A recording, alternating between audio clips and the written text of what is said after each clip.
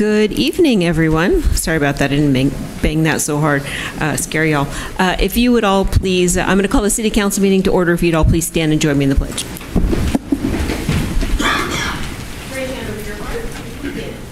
I pledge allegiance to the flag of the United States of America and to the republic for which it stands, one nation, under God, indivisible, with liberty and justice for all. Thank you very much. And if we could get a roll call, please. Councilmember Villaseñor. Here. Mayor Pro Tem Edmonds. I'm here. Mayor McCall. Here. Councilmember Alex. Here. Councilmember Austin. Here. All present. Thank you so much.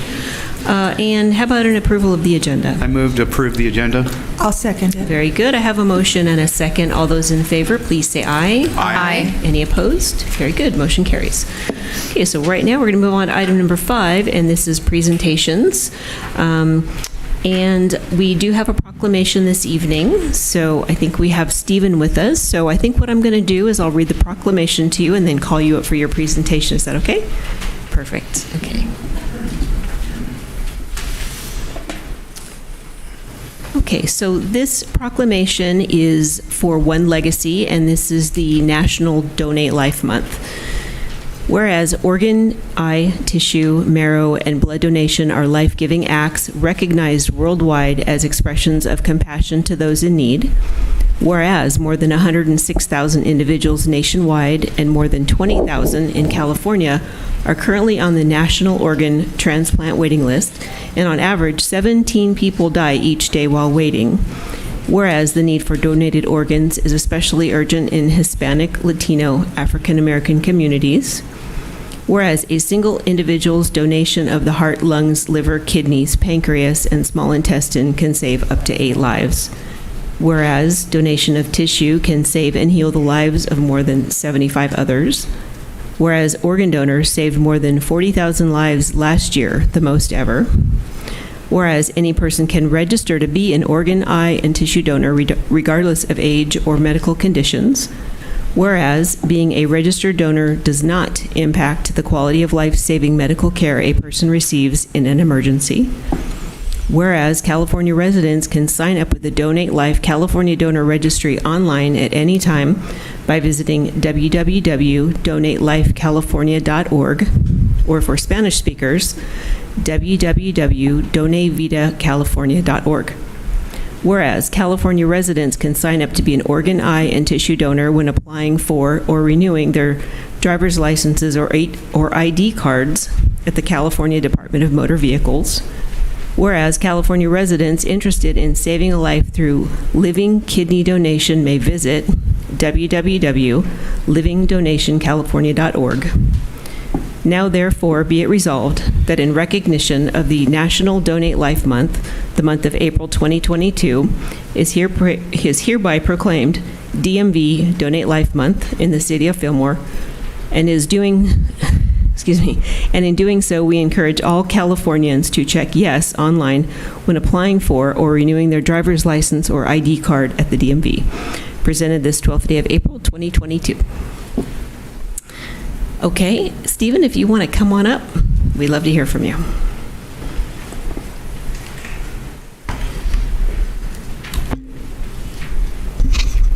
There's always a few short people in the bunch.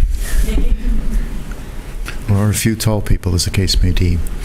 Madam Mayor, City Council members, and staff, if all I said was thank you, maybe that will communicate the message. But being long-winded as I am, I'm going to continue. The information that's in the proclamation is 100% accurate, and statistics tell part of the story, but they don't tell the whole story. And before I go further, Lori's going to share in just a bit, but she's not used to this. So the statistics are pretty startling, and the proclamation actually recognizes the work that the DMV does throughout California. I happen to work with the Santa Paula DMV, which is the closest one to Fillmore, and I've had a chance to meet their staff, and I know wholeheartedly they support this initiative. Some of them actually know people who have been impacted by organ transplantation.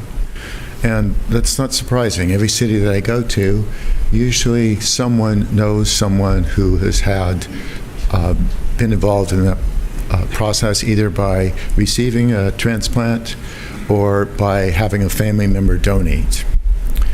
And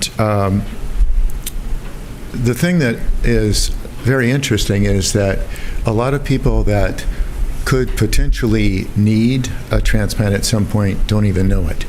So if you take a look at lungs or heart or liver, you don't just call up IKEA and say, so I think I'm going to need one in about 6 months, and they put it together for you. It doesn't work that way. With those organs, when you need a transplant, you need it. There are some things that can do extend life, but not nearly as much as kidneys. So for myself, I've had a kidney transplant. And so I speak from personal experience about the challenges involved with that. When I do presentations other places, I oftentimes show this crazy picture of me when I'm 30-something and running a marathon. And young people say, whoa, you ran a marathon? I say, yeah, pretty cool. But what they don't know is that my kidney function was at 50% when I ran that marathon. A lot of the people that you see may not even know that they are that sick until, boom, they hit the wall. So that's why the availability of organs when a transplant is needed is so important, which is one of the reasons why it's really important for everyone to take this seriously. You never know if it's going to be you. When I was doing dialysis, there was a gentleman who used to work at the water board at one of the local municipalities, and Bob was the greatest guy, right? Well, he was pretty well off, and he needed a kidney. There was also another gentleman who came in early for his dialysis sessions, and when he got finished, he drank some water, and he went out and worked his shift in the landscape business in which he was employed. So it doesn't really matter, and that's why the availability, oops, is that already? Is that 3 or 5? Okay. So I just want to say thank you again. Lori's here, and she just has a few words to say. Hi, my name's Lori Nagel, and I was actually raised in Fillmore. I graduated from Fillmore High. My mom still lives here and has probably spent a lot of time here. My brother lives here. 5 years ago, I was given a second chance at life and given a lung transplant, a double lung transplant by a donor. And like Steve was talking, you just don't know when you're going to need it. I was perfectly healthy, never smoked, kept on being short of breath, went to the doctor. They thought it was in my head. And after 2 years, they found out, wow, she's really sick. They sent me home. They said, don't move. We're sending you to a specialist. And then I came down with this weird disease that they said I have 3 to 5 years to live. There's no cure. I had kids at home still. And I was able to be on medication, on oxygen 24/7, and I can't tell you how much that impacted my life, trying to do things with kids, have a normal life. And my goal was to see my kids graduate from high school. Luckily, I'm not going to go into everything, but after 7.5 years of waiting, I got a double lung transplant. I was on the list for 11 months. I had some rare blood type and some other things. They said I had about a 1% chance of finding a donor. And the last 5 months, I was in ICU in between 2 hospitals in LA. So I was away from my family. I live in Ventura. That was pretty tough. And the last couple weeks, I was on ECMO. You've probably heard of that. My lungs and heart had failed. And I got a I got that call when I was in the hospital. And my husband was there with me, which he hadn't been there he wasn't there all the time. And I was trying to discuss with him burial arrangements, and he just didn't want to hear it. And I got that. I can't tell you what it was like to get a second chance. And it's also very sad because you know that somebody lost their life.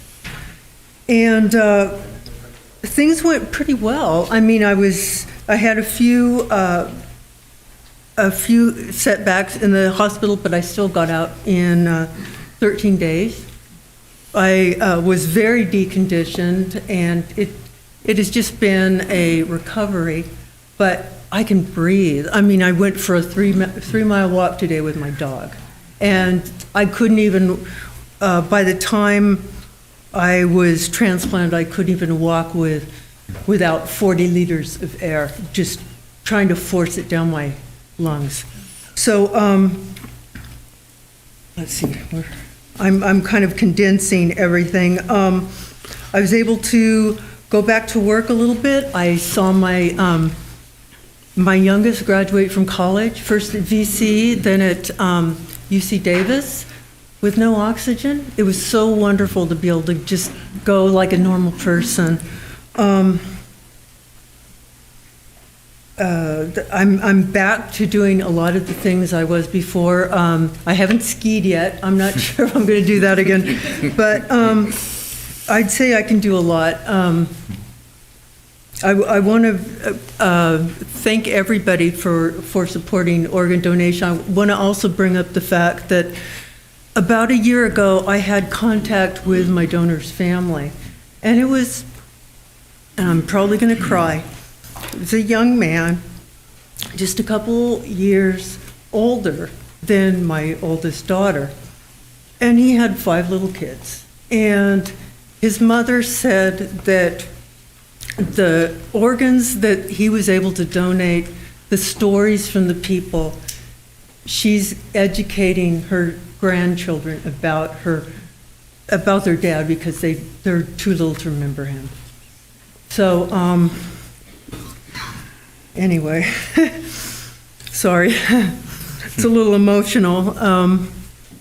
Anyway, I can't tell you how much it has changed my life and how much you can make a difference signing up to be a donor and urging your family members to sign up to be a donor. It can make a huge difference in somebody's life. And thank you for supporting organ donation. I do have Thank you. Thank you. Thank you. Sure, hold on. Stephen, I have a quick question of you. I'm here. Is it possible, I signed up a long time ago and I got a little dot on my driver's license. Does that mean it will continue, or every time I get a new one I have to apply? Ms. Edmonds, I want to thank you for that question. The donor register is actually a separate entity than driver's licensing. The DMV can send your information to the donor registry unless you change it with the donor registry. You're on the list. So once I am. Right. Okay, that's my question. Thank you. Sure. And If they want any of these body parts, excuse me? that's a whole different story. I just want to add to that. One of the questions that I get a lot is, well, I don't really know if they would want anything in my body, right? And I say that because, well, never mind. But I always tell people, if your desire is to help someone, sign up. The doctors make the choice. They may still want my retinas, I don't know. But I'm signed up because that's the right thing for me to do. Thank you. thank you so much. Thank you. Appreciate you being here tonight. Okay, so we're going to move on to public comments. I do have quite a few speaker cards, so I'm going to limit comments to 2 minutes each, if that's okay. I'm going to let you come up and say your name. I'll start your time. On the desk, there's a little box. It has 3 little dots on it. There's a green, a yellow, and a red dot. The yellow dot does not work. Sorry. So when you have 30 seconds left, I will do my best to give you a little heads up, and then once the red dot, your time's up. So everybody knows the rules. We will move right along here. Okay, so the first speaker I have is Desi Juarez.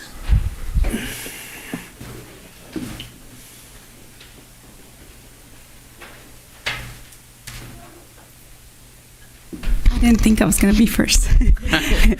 Well, my name is Daisy Martinez Juarez. Hello. This is my first time ever speaking in a council. So I'm here to represent women with young children who are conservative and want to respect the values and want to keep the values at their homes taught by the mother and the father. So I'm here opposing the gay parade that is coming up or is being scheduled to be taking place here in Fillmore. As a mother, I have a hard time trying to teach my children my values that I was taught.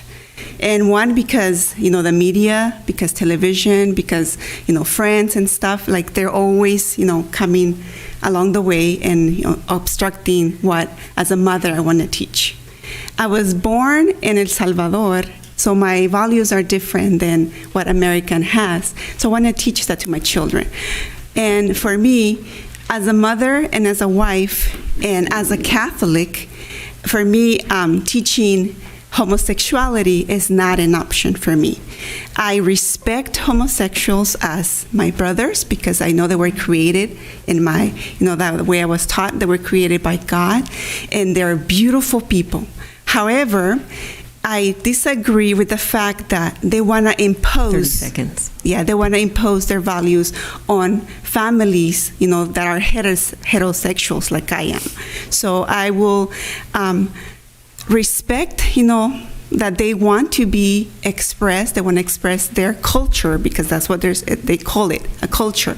However, their values also are imposed in my family and my vocation as a wife and as a mother for me to teach, and it's very difficult to teach my children and for them to ask me questions, so how do they have babies? What do I ask? What do I answer them? Do I give them the anatomy? Or, that's very difficult for me. So I would appreciate if you guys take that into consideration, that as mothers, because I know Fillmore is a very conservative place. And that's why I moved here. We just moved last year because we were looking for a conservative place. Okay. Thank you. Thank you so much. Appreciate that. So if I interrupt you to let you know time, I'm very sorry, but I need to do that because I kind of need to keep everybody on track. So forgive me if I interrupt you, but okay. Rhonda Taylor.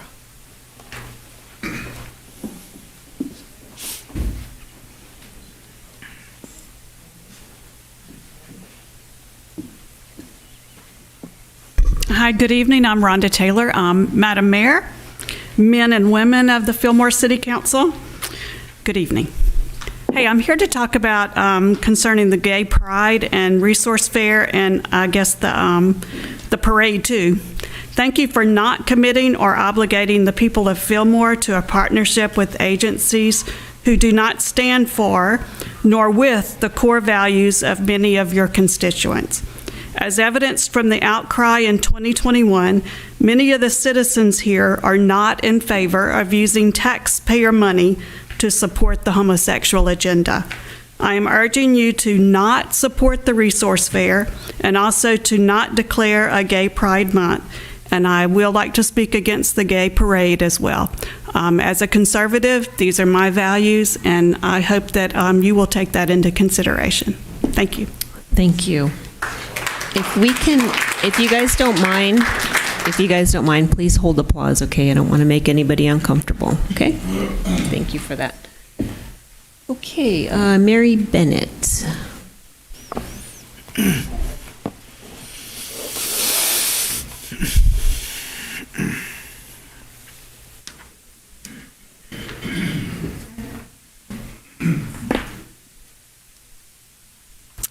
Mayor and Council, I appreciate that Fillmore is not going to promote with my tax dollars another LGBTQ Pride Fair. I thank you for your decision. At your last meeting, a woman commented about living in a community where you are treated as a second-class citizen. No one has said that the LGBT citizens don't have the right of any other citizen. It is illegal to attack or rob them the same as anyone else. They don't need special consideration because of the lifestyle they choose to live. If they're going to live that lifestyle, it's their business and no one is trying to stop them. However, it doesn't mean that we as a city should promote it. Our government should not be promoting what is against natural law and against God's law. Due to a comment made at a past meeting by a person who supported the Pride agenda, I'd like to take this opportunity to clarify something. That person accused those who don't support the Pride agenda of being guilty of hate. That's not true. It's a lie. Hate has nothing to do with it. I don't hate anyone. However, God makes it abundantly clear in Leviticus 20, verse 13, Romans 1, 18 to 17, and 1 Corinthians 6, 9, and 10, that the homosexual lifestyle is wrong. For that reason, I will not support their agenda now or in the future. Thank you very much for taking your stand on not supporting the Pride Fair, etc. A number of people that I know agree with your decision, and also thank you. I ask you not to declare June as Fillmore Pride Month, which would likewise be putting our city in the position of promoting sin. Thank you. Thank you, Mary. Okay, let's see. Next up is Annette Sula.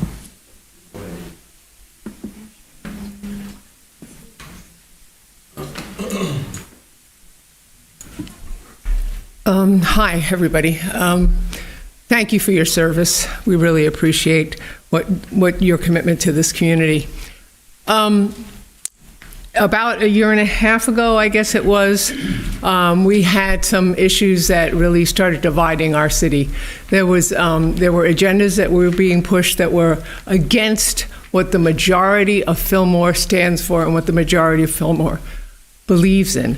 And you know, as public servants, we are Americans, and so therefore it is the majority that we have to honor in the things that we plan. And but however, every minority has a right to speak. They have a right to their voice, but you must see that you yourselves are to serve the community as the community wants to be served. For that, I am so grateful that you did not decide once again, to support a minority position and cause another rift in our otherwise very united community here. Things as we go forward, for a year and a half, we have been getting together a mixed group of citizens to discuss what we feel we need to see and what the things that we would like to see change. 30 seconds in it. Okay. And we have come up with a list of things that we really do feel are important and that we feel has a majority of the population supporting. So I'm just asking at this time if we would be given some time to get together. I suppose we're supposed to go through the city manager first, to get together to discuss these things so that we can give our input into the city, so you will know what the people on the street really feel about and what their heart is, and not just those who choose to jump up and down and bring in their own agendas.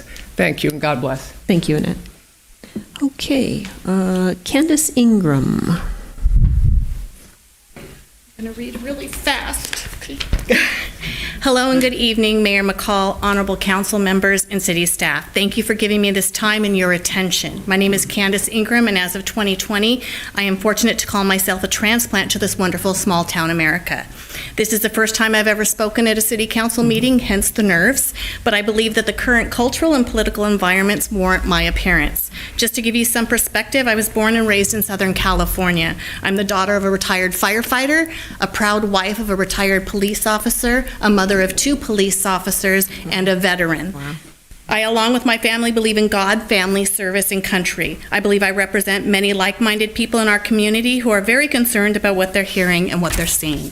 So what can I do? I finally came to the realization that speaking up and speaking out is the only way to make an impact in today's climate. How are you all to be effective servants of representative government when you only hear the complaints or the squeaky wheel?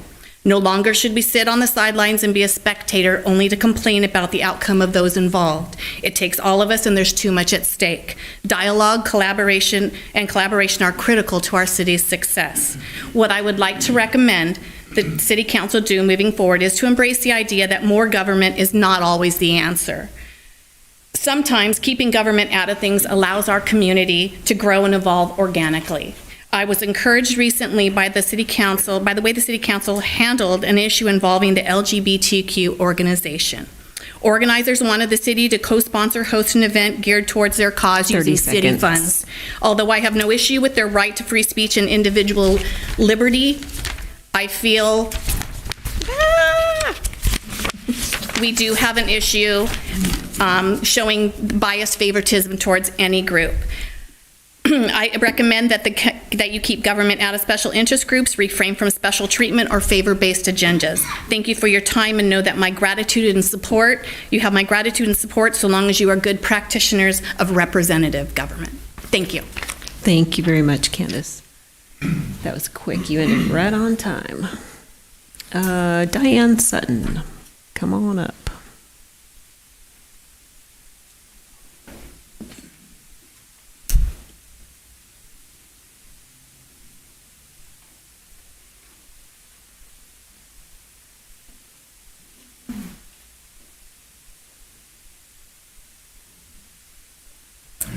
Well, at the risk of being redundant, thank you, first of all. Thank you for all that you do here for us. I think we have it right. You're speaking on our behalf. I feel the majority, at least our friends and neighbors. I will read what I have here, but it is redundant, and I applaud everybody that's come up so far. Very proud of our city. But anyway, it has recently come to my attention that a repeat of last year's Gay Pride event is again being promoted by the LGBT. I understand it has been requested that the city promote, fund, and or include the city's logo along with Planned Parenthood and other progressive affiliates. It is inappropriate for a government agency to sponsor a specific social group and to pay for elements of it with our tax dollars. Also, I find it inappropriate for certain city council members previously affiliated with this nonprofit group to suggest the city pay for or advertise its events. I'm a Christian, and as such, why I would not equally feel it appropriate for the city to promote and help pay for our church or social events. Thank you. Thank you, Diane. Okay. Reverend Leslie Lanier.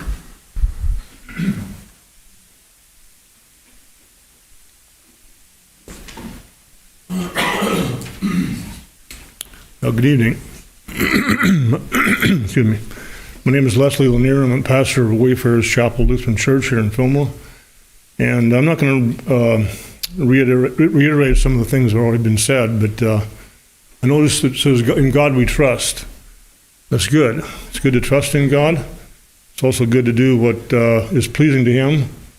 So I commend the council for not supporting the gay or pride agenda. Thank you. Thank you very much.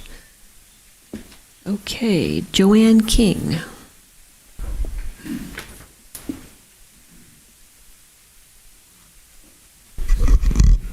Hi, I'm representing the Civic Pride group that has worked to help us beautify our little city, and part of that is the flower show, and we have not had that for a couple of years because of COVID, but we just had it again, and there were over 400 and almost 450 entrants this year, and it was lovely. It was something that we all can be proud of, and enjoy that doesn't have anything to do with politics or anything else.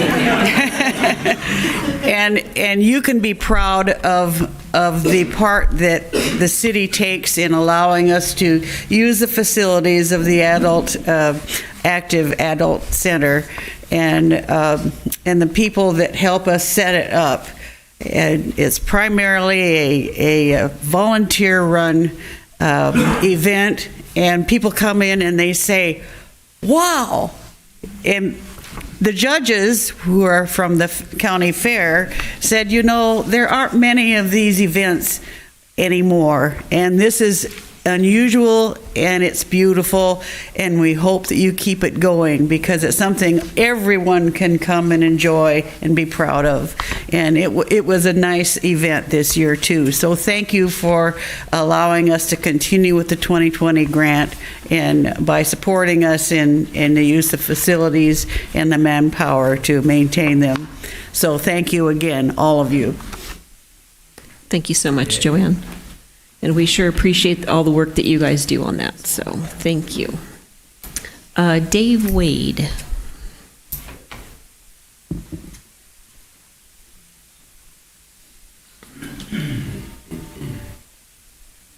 Good evening, council members and everybody else that's here. I'm thankful to be here. I'm encouraged. I came here to encourage you.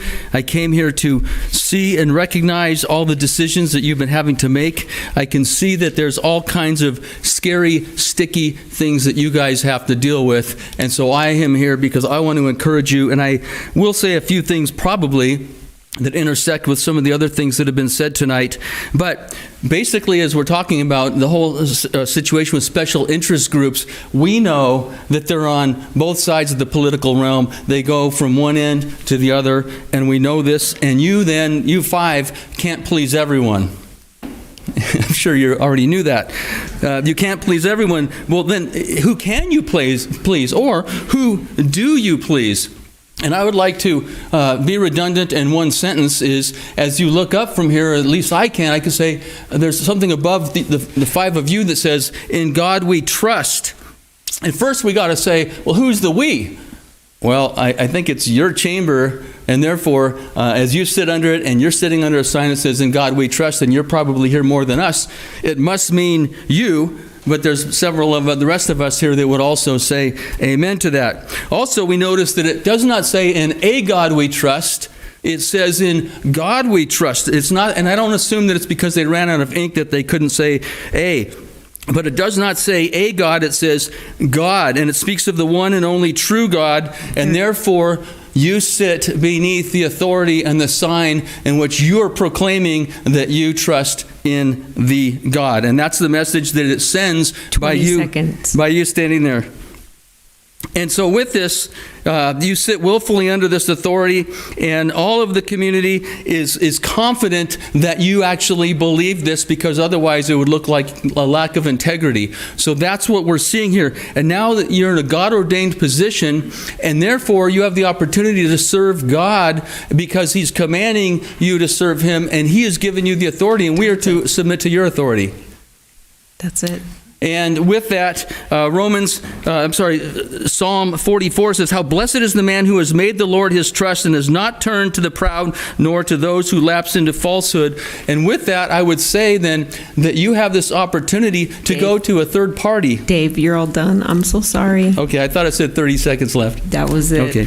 Anyways, thank you. I want to encourage you, and may the Lord be with you on your decision making. Thank you so much. Okay, Tim Holmgren.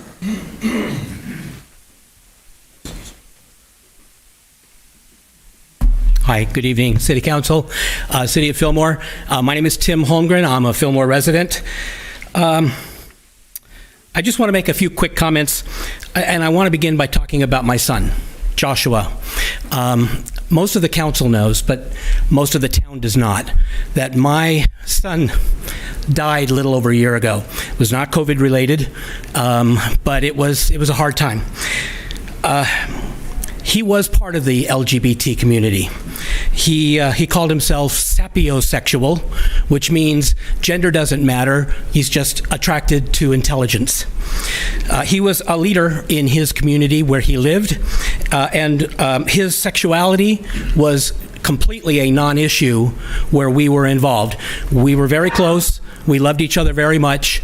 We would have marathon phone conversations that went on for hours. And when we spoke, we talked literally about everything. And a lot of the times he would comment on how he noticed in his own community how the leadership of the community would use that community as a weapon. And he was not happy about that. He was very put off by it. One example that I will bring up was the Chick-fil-A situation a couple of years back when they were being attacked for being religious owners. Tim. Thank you. And he participated in the Kiss In, but he realized that it was his own community that was really on the attack, and they were being nothing more than bullies. So you're going to find in this and other situations that you're going to find yourself bullied. So I want to ask you to be a good example to the community, stand up to the pressure, stand up to the bullies, and don't back down. The community is behind you, and we appreciate everything you do. Thank you, Tim. Thank you. Okay, we have Mario Presents.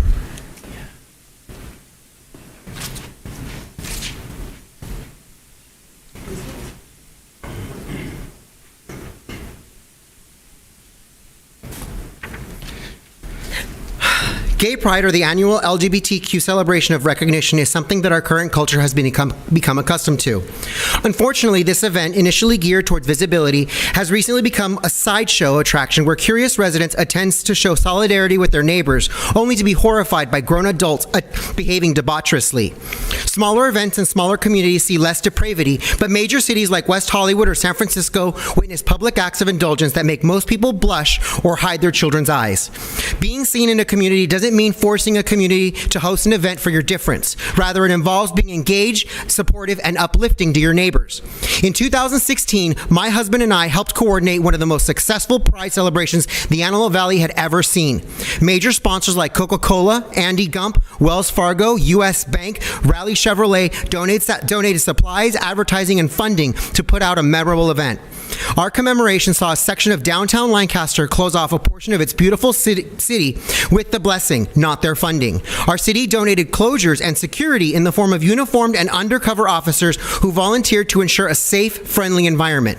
Similarly, the city of West Hollywood does not involve itself with Gay Pride aside from security and street closures. Rather, they delegate the event to Christopher Street West, a coordination company, to plan, advertise, and organize their yearly festival. Gay Pride should be nonpartisan and informative for everyone in the community, and our local event had Democrats, Republicans, churches, animal adoption agencies, vendors, and local chapters of community organizations like the NRA. Our local NRA was offering a free gun safety lessons to women as part of the event, and when it was explained how trans women are often the victims of physical and sexual violence, the chapter opened up their policy to include trans women as well. The LGBTQ board of directors, who initially called my invitation to such groups as hateful and destructive, soon ate their words when the community reacted positively. I have always been of the mindset that we should exist as part of the community, not apart from it. Communities are welcome to celebrate diversity in whatever way they want, but to have a city host any event outside of Independence Day is in poor judgment. We are all Americans after all. When the floodgates open and cities host any event, even Christmas events, it opts to alienate a part of their community by taking the visible support of one group over another. Local organizations and churches can and should work with the city to engage residents in order to host events like Gay Pride, Easter egg hunts, harvest festivals, and Christmas for our neighbors. Coordinating with the city council is paramount because it is not the city's responsibility, duty, or place to build your pride. It is ours and ours alone. Thank you. Thank you. That was fast. Whew. Okay. Okay, so with that is all the public comments that I have on open public comments. The rest will be called during the agenda item, so I'll just let you know that. With that, we are going to move on to the consent calendar.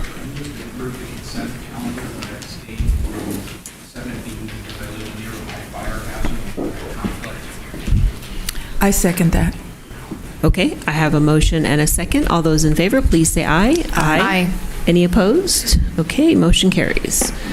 All right, we're going to move on to new business, and this is going to be item 8A, and this is the City Council approval of the proposed uses of the American Rescue Plans, and I'm going to turn this over to staff.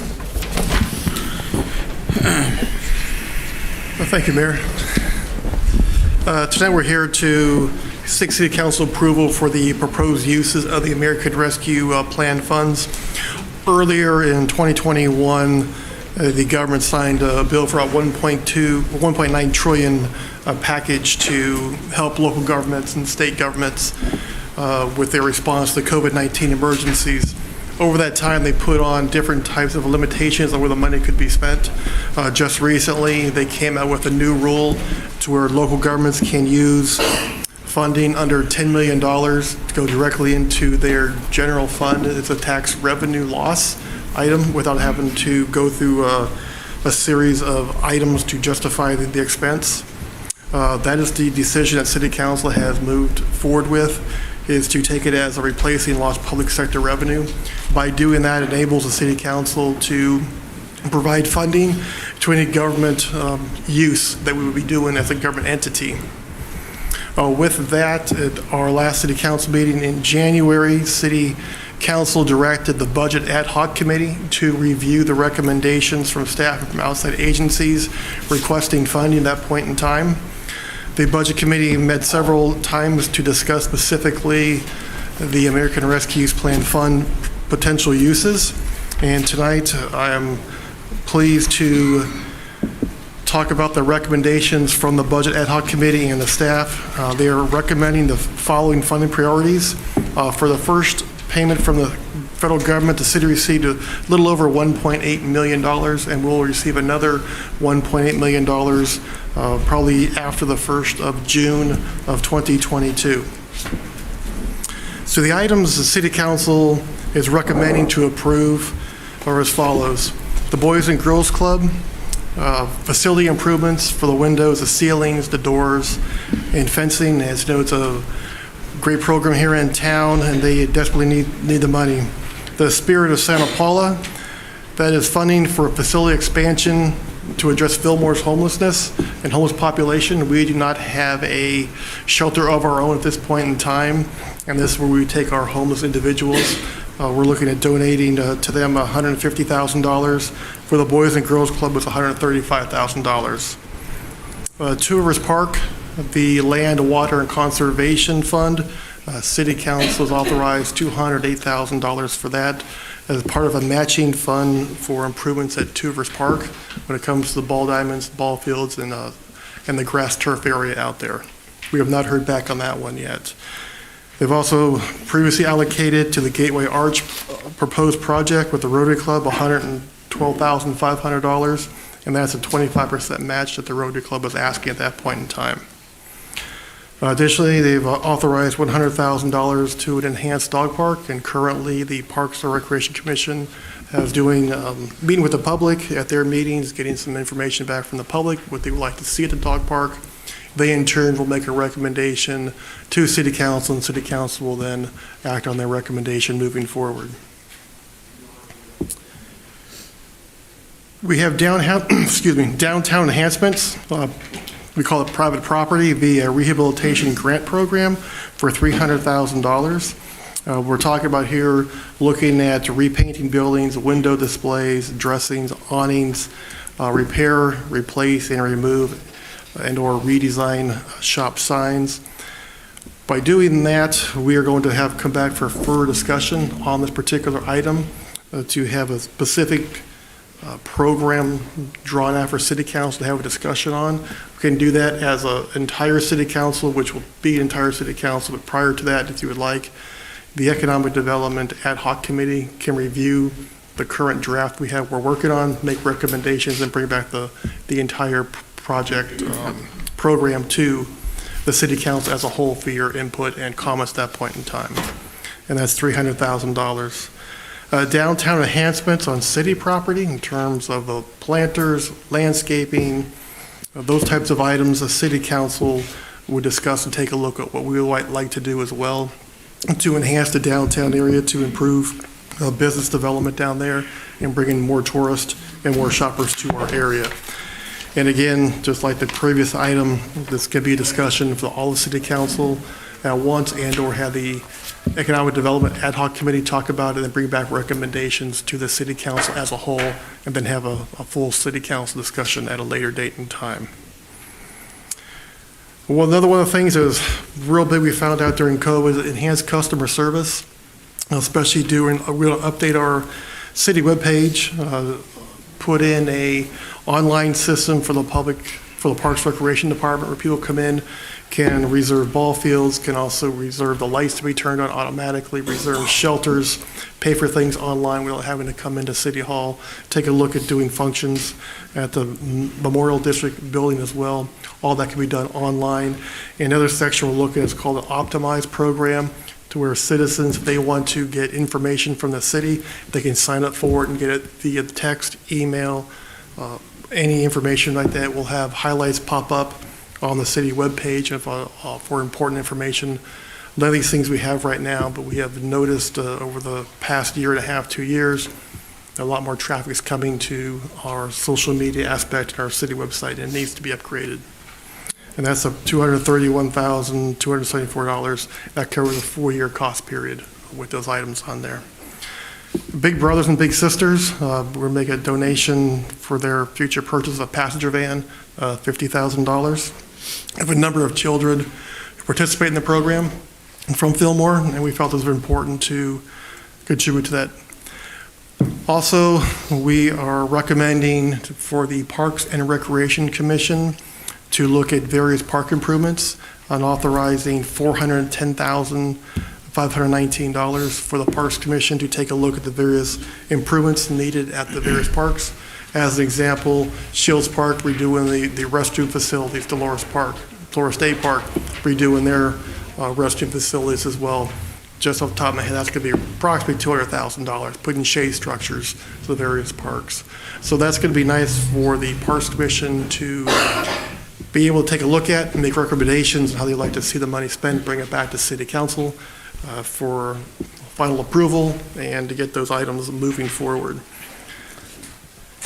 We feel the items here tonight for the first truncation really meets the definition of what was laid out by the ARPA funds. It hits out all the main key original items out there, gives back to the community, reaches out to the business community, help them out to enhance economic development.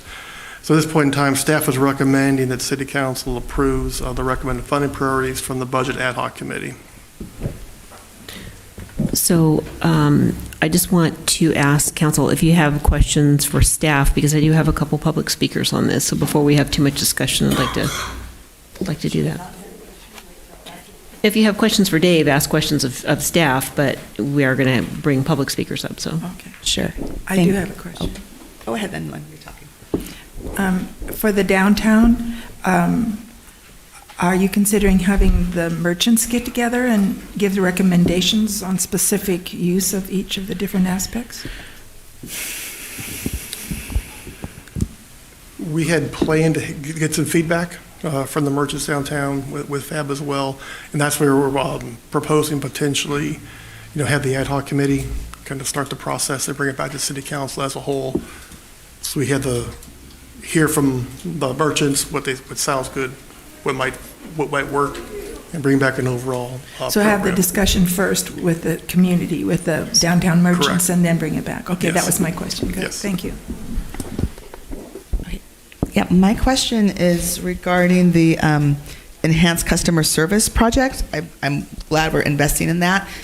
Is there a plan, just as Lynn asked about merchants, is there a plan to maybe have a focus group or just some local residents, those who will be using and accessing the website to give feedback into it when this project gets underway? Just thinking also if it's going to be scheduling for parks and games, having maybe a local coaches or someone representative from the local sports organization give some feedback to the group who we're contracting with for this. Yeah, when talking with the individuals, that's one of the things they want to do is reach out to the users when they start putting together the plan for the city. So we will coordinate with that as well. Okay, so I have one. Go ahead. Yeah, Mark. I have a question regarding the arch sign. If the Rotary doesn't raise their money, will we then reallocate that money that we were going to put into the arch sign to something else? Yes, we'll do that. Great. Thank you. Okay, so I'm going to bring up our public speakers. Again, we'll have 2 minutes per, if that's okay with you, please. Aloto Aparicio. Sorry about that. I probably just botched your name. Sorry. No, good evening, council members. My name is Alo Aparicio. I'm a senior class president at Fillmore High School. And I just want to thank you guys for considering the funding to the Big Brothers and Big Sisters program. It's really relieving to know that, the underclassmen are going to be able to, grow in the Big Brothers and Big Sisters program, to be of service to the community. So just that alone, thank you guys. Much gratitude. Thank you. Michael Ramos, please.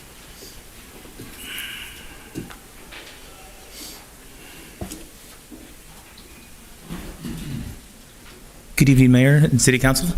Just to echo what Alo just mentioned, my name is Michael Ramos. I am a co-manager of the Mentor Club at Fillmore High School, which is operated through Big Brothers Big Sisters. We want to thank you for the recommendation for the potential for a new passenger van. We serve, in total, I think 85 to 90 students in the community, high school students and elementary school students.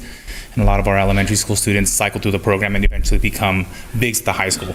So the van that we have now, not to say it's unsafe, but it's seen better days. It'd be great to be able to transport more students, transport them safer, and have a bigger impact on small or young students in the community and be able to take the bigs out to do more projects. We appreciate Alo, senior class president, for advocating for it as well, knowing he's not going to be able to take advantage of it, but it'll be great for underclassmen and future children who come into the program. So thank you for the recommendation.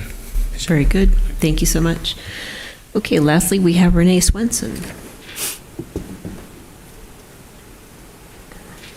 Good evening, Mayor, City Council.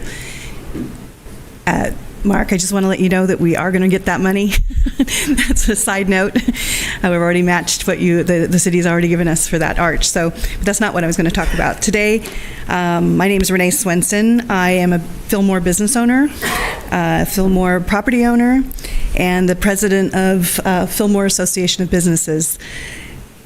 I wanted to address the downtown enhancement private property via rehabilitation grant program. So excited. Thank you so much. I think that that's going to be a great program. While you're thinking about designing this grant, I just want to call out that for corporate and chain companies, a match is really easy. But for a mom and pop shop, a match can be very difficult.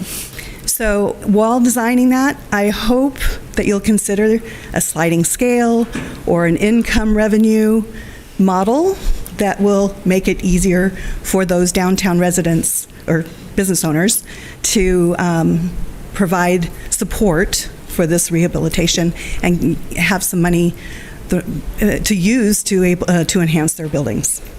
So thank you so much for your time, and I look forward to hearing about it. Hopefully I'll be on that ad hoc committee and we'll talk more. Thank you. Very good. Thank you, Renee.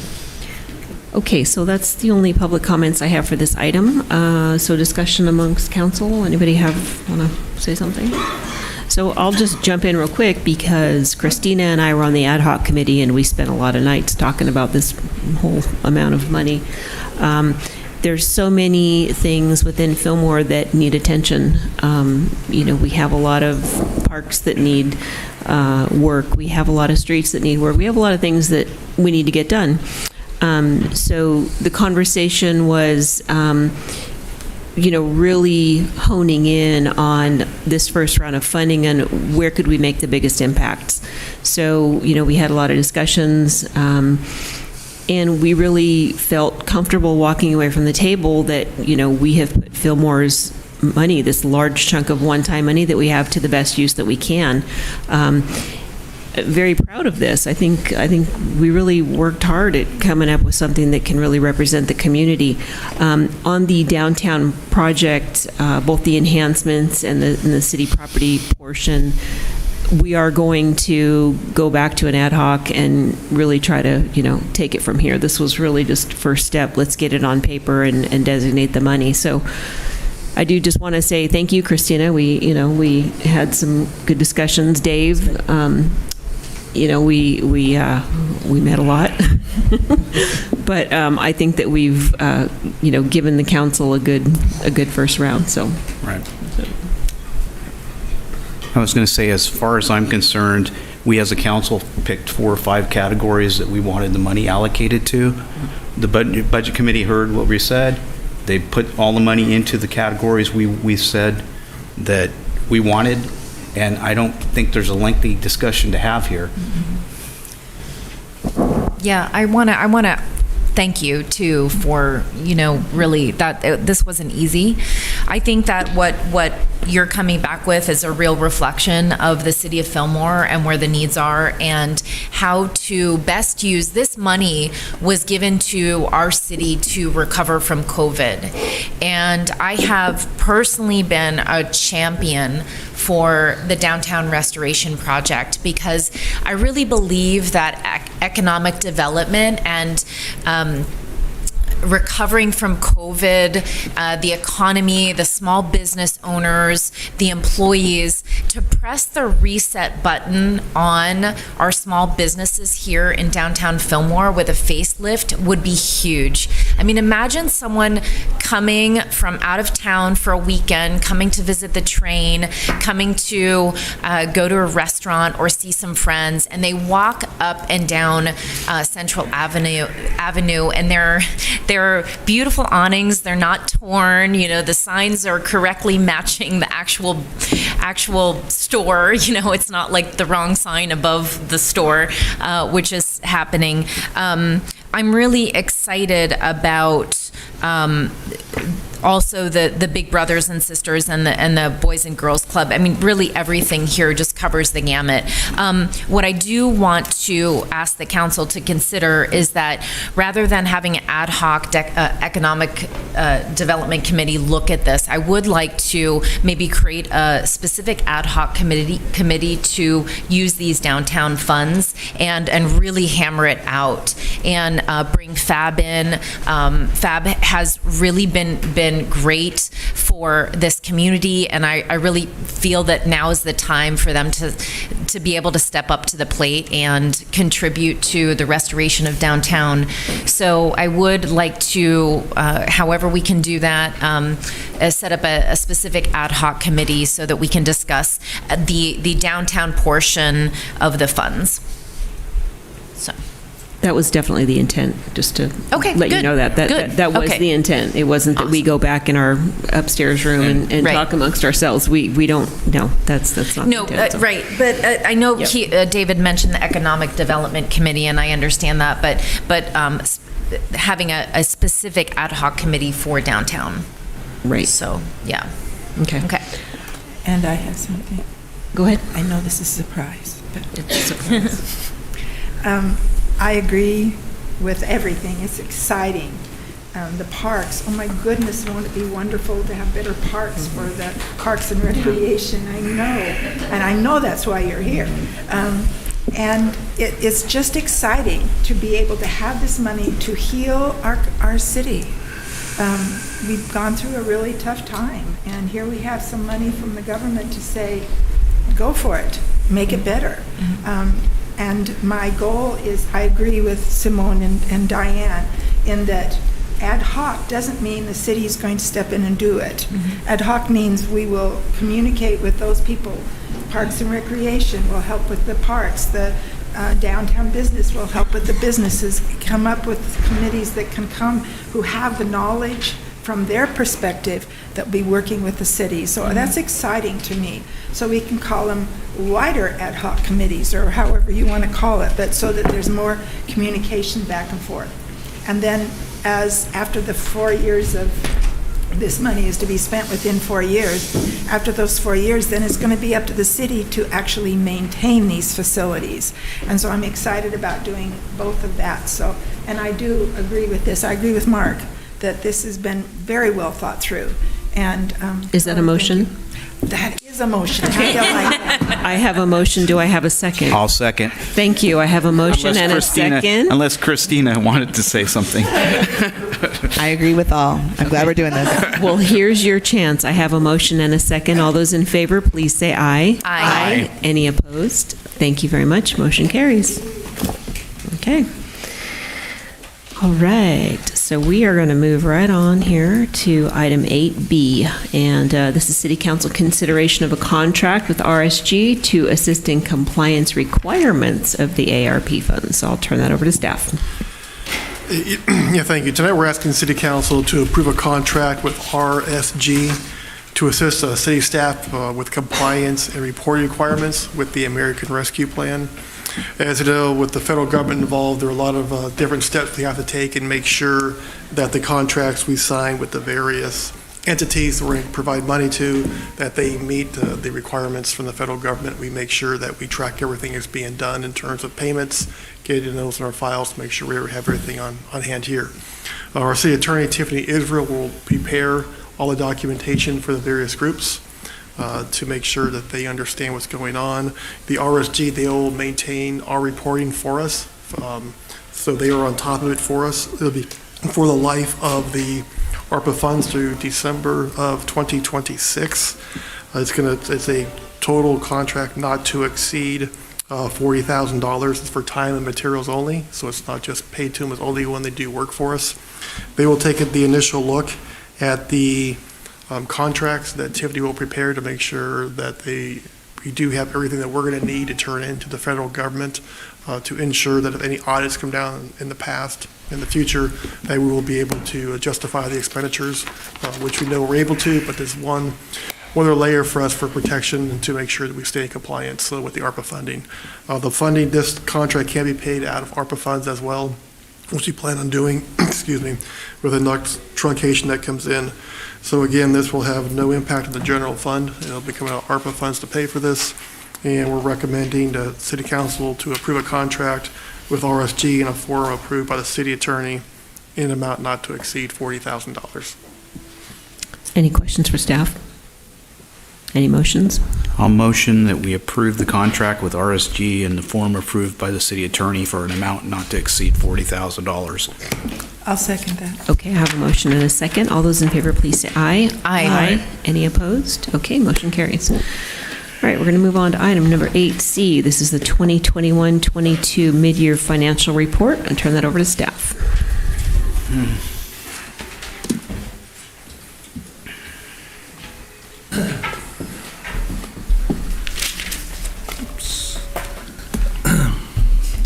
Hello, I'm Roel Briones, and good evening, Mayor and Council, and staff and everybody here. This is the mid-year report that we're presenting tonight. The mid-year report is a comprehensive report of the financial position of the city at the mid-year point of the fiscal year. So even though we're a little bit past the midpoint.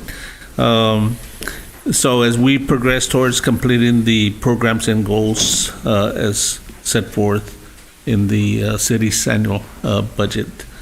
The analysis provides the City Council the opportunity to monitor the year-to-date revenues and expenditures, and to adjust the course of the how the city's progressing towards the end of the year. So, for instance, like in the current year, we've recently had a change in the economic conditions. The good thing is that hasn't impacted us very much, but if they had, then we could possibly have a condition that would merit the change of the direction of the city. So as far as this year, the year-to-date revenues are, this report presents particularly the general fund, and it also includes several other funds, the sewer, water, recreation program, and the community pool fund. The year-to-date revenues through the midpoint of this year, it's $3,830,857, which is it's about 46% of the annual budget amount, which is slightly under 50%. The revenues normally are they lean more towards the latter part of the fiscal year. So we're in real good shape because we're almost at the halfway point, and as far as the dollars, almost at the halfway point of the year. And the expenditures are at the midpoint. It's $3,092,209, which is a little over 37% of the budgeted amount for the fiscal year. And so, as you can see, the revenues are running ahead of the expenditures, so that's good.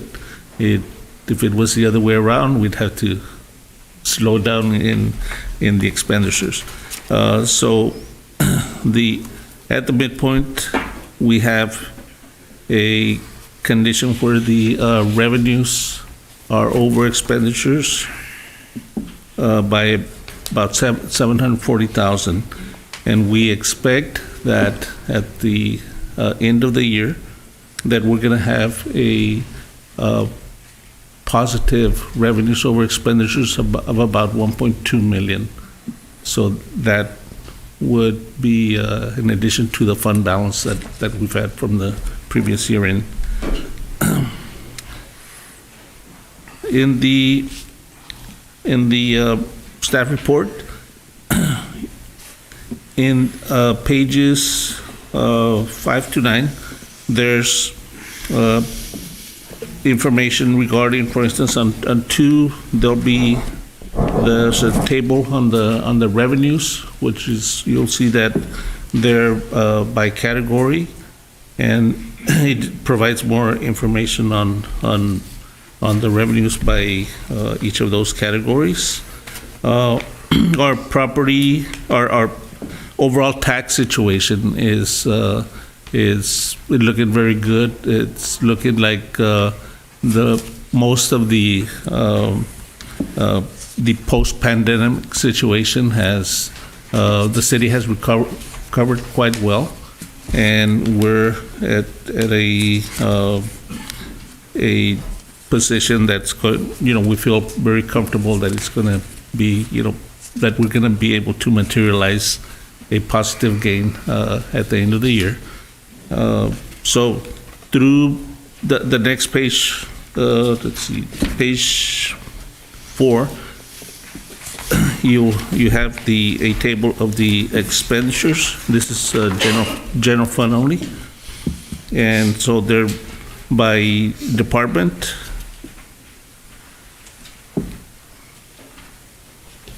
And that goes through page 9. You have, so page 6 will have the sewer fund,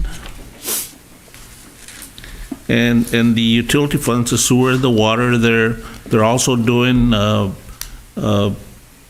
quite well. They're as expected, as budgeted, a little bit over. Also in the revenue, so over expenditures. We haven't yet had some of the large expenditures in the sewer those will happen in the latter half of the year, and then the expenditure situation will be closer to what the revenues are, but we still expect that we're going to have a positive year in the sewer also. Same in the water fund. And on page 8 is the recreation fund. Now here we do have a deficit situation, and that's something that was expected every year. It's budgeted to where the general fund will eventually pay for the deficits in the recreation fund. I think in the past we haven't been doing it on an annual basis. I believe that's one of the discussions that is up before the committee, so that in the future it would be done on an annual basis, where the general fund transfers enough money to cover the deficits of the recreation fund. In the swimming pool, same thing. We're having an annual deficit there.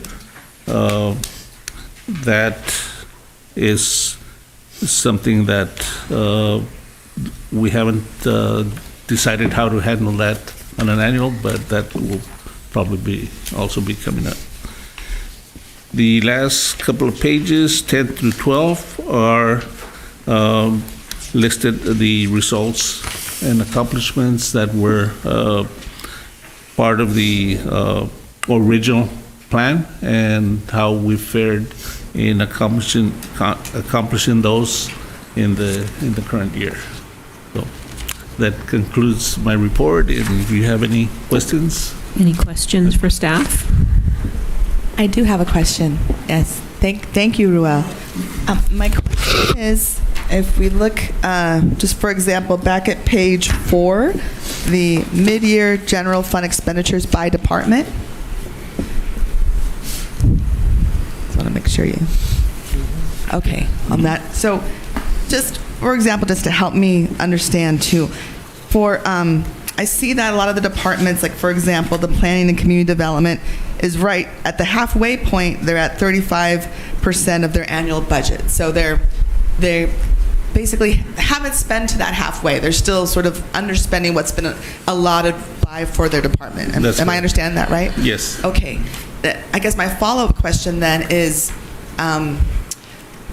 what's been allotted, that contributes then to the overall, I guess, rollover or crossover of unexpended funds that then go into the general fund of next year. Is that right? That's correct. Okay. In general fund, it's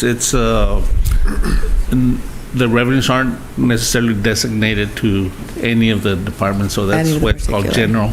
Right. It's general revenues, and then we cover this department's expenditures. Yeah. Okay. Yeah. I guess my follow-up comment to that is, if there are any, if any of the departments, like for example, I'm just using community and planning and community development, if there are funds that you said are about to roll over, but maybe something that we could, use in that department.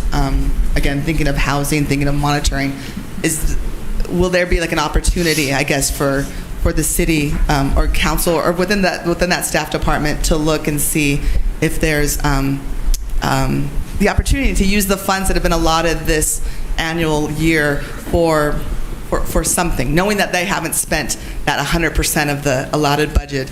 It's just basically it's like a follow-up question towards the end of the annual budget year, if there's again a need, something. That's sort of where my question is going. Yeah, I think that's generally the process, and again evaluating the revenue condition for the general fund as a whole. Then you approach the latter parts of the year with the objective of spending, some of the money that is still available. Right. So yes. Okay. So the general. That's it. Answer is yes. Is to your yes. General Okay. question. Okay. Great. Thank you. Lynn. Thank you very much for this. This was very helpful as it was detailed out. I really appreciate that. I had a similar question on that same issue. I'm not sure if you're aware that we're the only city in Ventura County that hasn't even turned in the rough draft of our housing element. And I know that there are lots of reasons for that, but it's embarrassing and also doesn't serve our city well. So I'm asking if there's a possibility that we could bring in additional contract services or support staff to help the planning department get that moving. We need to bring that up separate. He's finance. He can't help us with that. Oh, okay. I'll ask Okay. that at another time. Yeah. Thank you. Any other questions for staff? I'd like to thank the finance director for putting a thorough staff report together that was very easy to understand, flow very nice, and was easily understood. Thank you. Yes, I want to thank you as Had a well. lot of help. To echo that as well. Thank you. Okay. Very good. Thank you. So with that, we will approve and file this report. Yep. Thank you so much, Raul. No, it's approve and file. Okay. All right. We are going to move on to item number 8D, and this is potential funding and rehab for the Veterans Memorial District building, and I'll turn that over to staff. Thank you, Mayor. Both Ernie and I will do a presentation tonight. I'm going to have Ernie go ahead and start and talk about the actual project itself, what's going to be taking place. Then I'm going to talk about the financing of the project when he gets done talking about the actual physical building, what's going to be done with the 2 grants.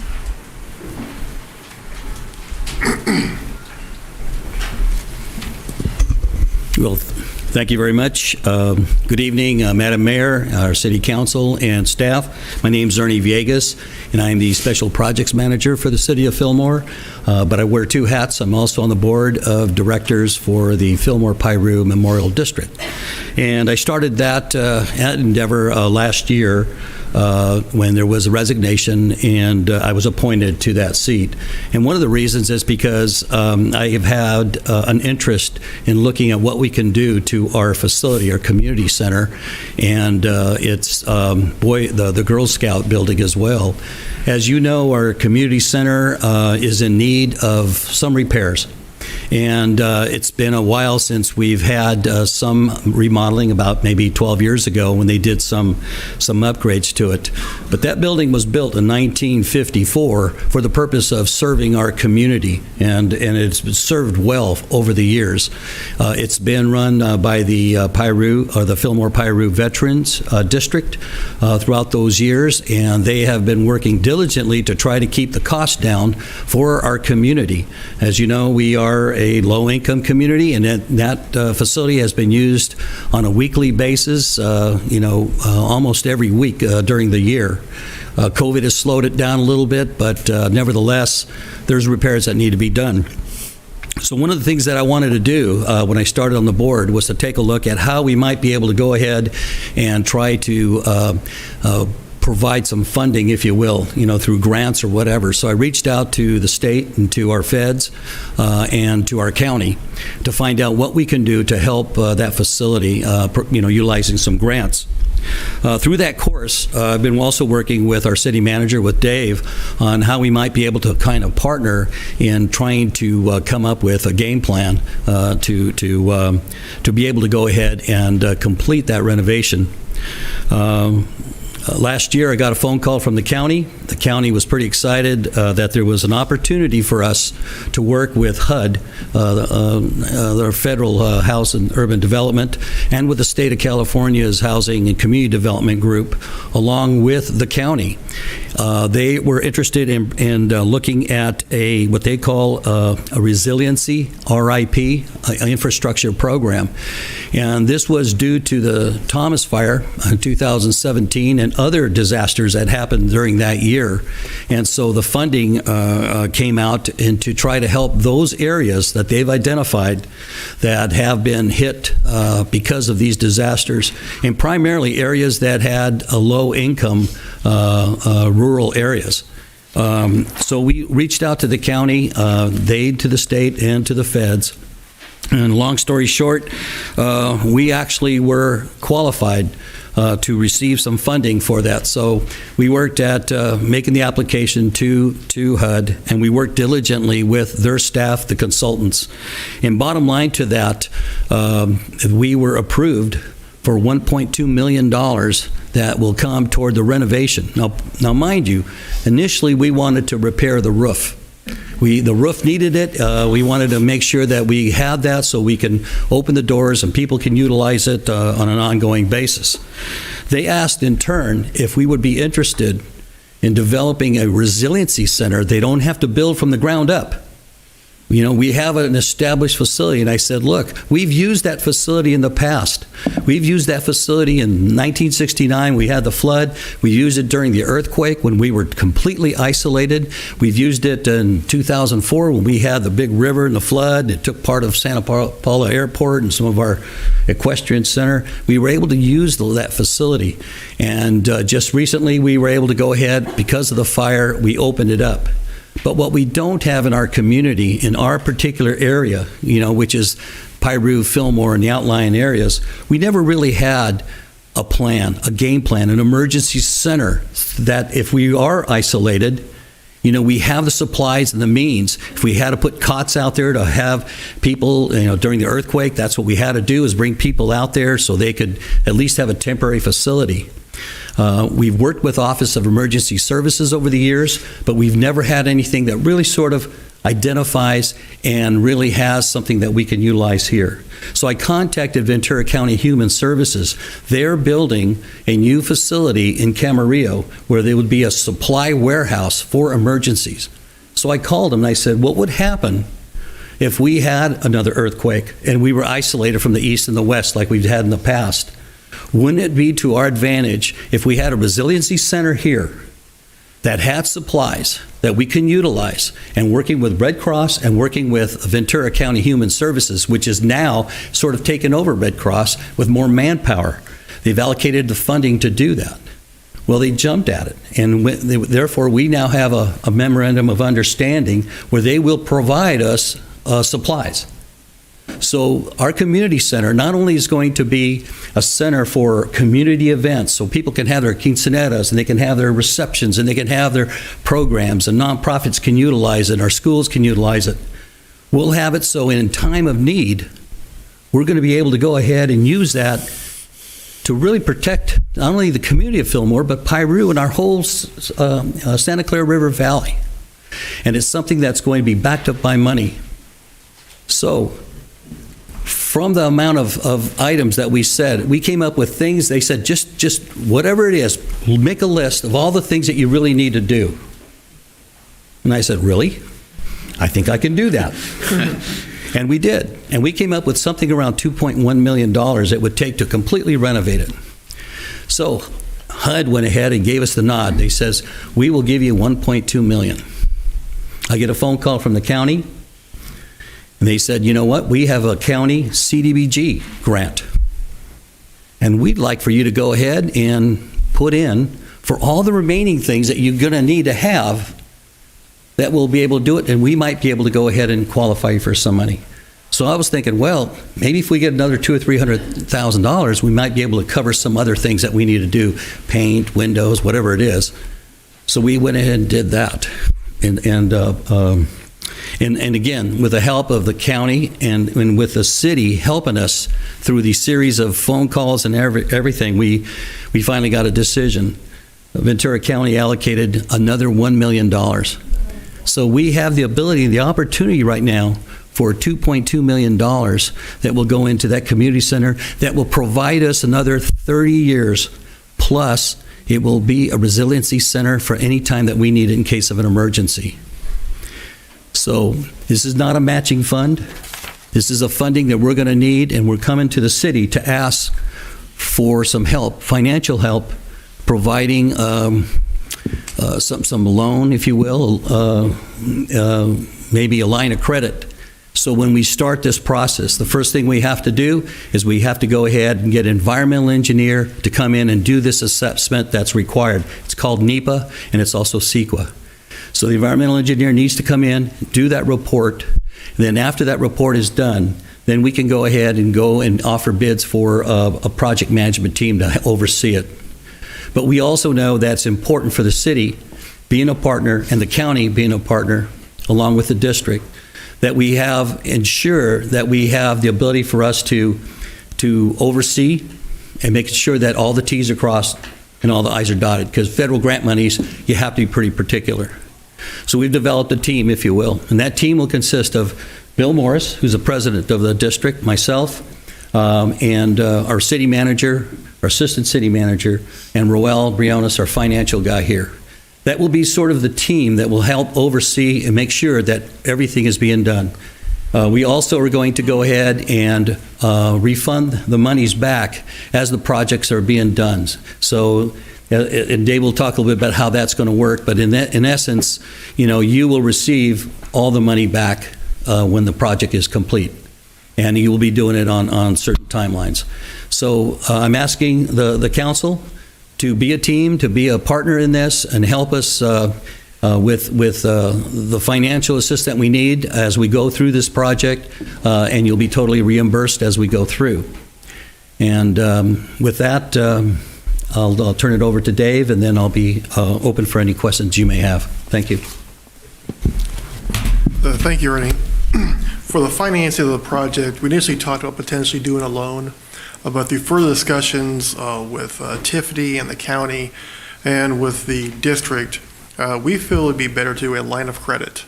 And the city attorney and I will draft up the guidelines for it. A part of the guidelines we'll have in there, talking with the county, they might be able to send the reimbursement check directly to the city and not have to go through the district if the district approves that in a contract. We're going to put that also in there from the HUD funding coming back to the county, so that goes in directly into the account. If they are unable to do that, we'll kind of have a draft out to where the reimbursement funds, when it hits the district account, the city can then transfer the funds from the district account automatically over to the city funds. This will be a reimbursement grant. Most likely this will be, the line of credit will be probably used over the next year and a half, 2 years. They're going to be using $1.2 million to fund the $2.2 million project. So we don't have to come with all the funds at one point in time. This also discussed with the Ventura County. For them, their CDBG funding does not expire within a year. They will keep it going, which enables us to do a line of credit versus trying to do a loan for the entire project cost and getting reimbursed. This will have a minimal impact on us financially. We'll come out of our reserves, but we'll get it reimbursed over time. Currently, what we're looking at, a reimbursement from anything that goes to the county from the CDBG funding is around 45 days turnaround time.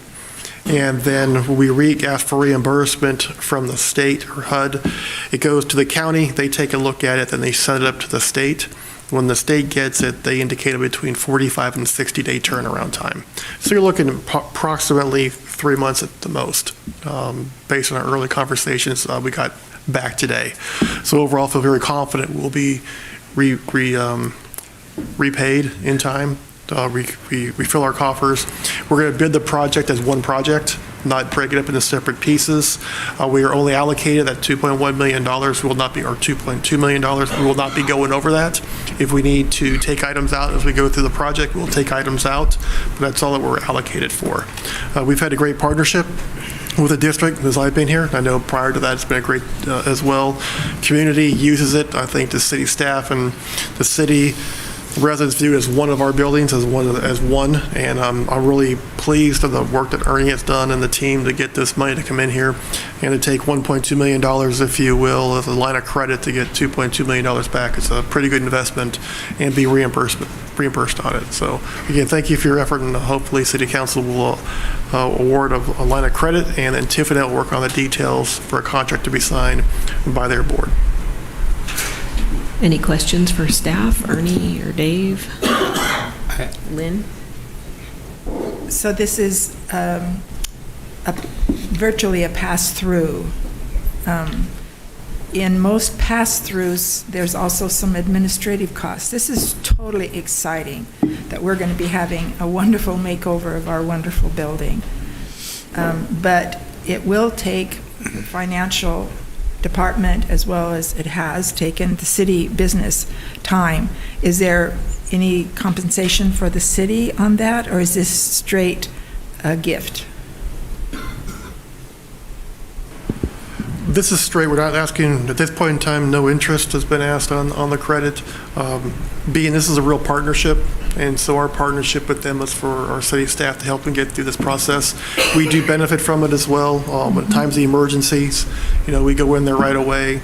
At the last Thomas fire, we were right into the building, opened it up. There was no discussion with the board, hey, we're coming in. It was, we're in there. We had that relationship with them to do well, and we feel it's part of our a small contribution we can do as a city. We're getting about $2.2 million back.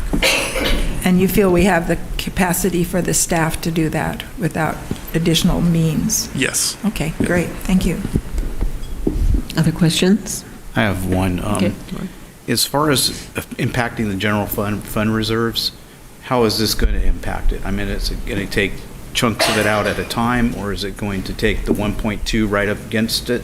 And if that's so, how much reserve will we have in the general fund in case the city runs into an emergency? They will use it as a line of credit. We will not give them all $1.2 billion up front. They will go through the project.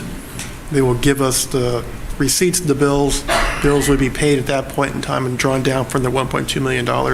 We will have this as part of the overall operating budget, a separate section in there. Currently, right now, we're looking at approximately $9 million to be in our general fund reserves at the end of next year. So those have a very minimal impact on that. Okay. I just want to make sure that we're safeguarded in case something happens.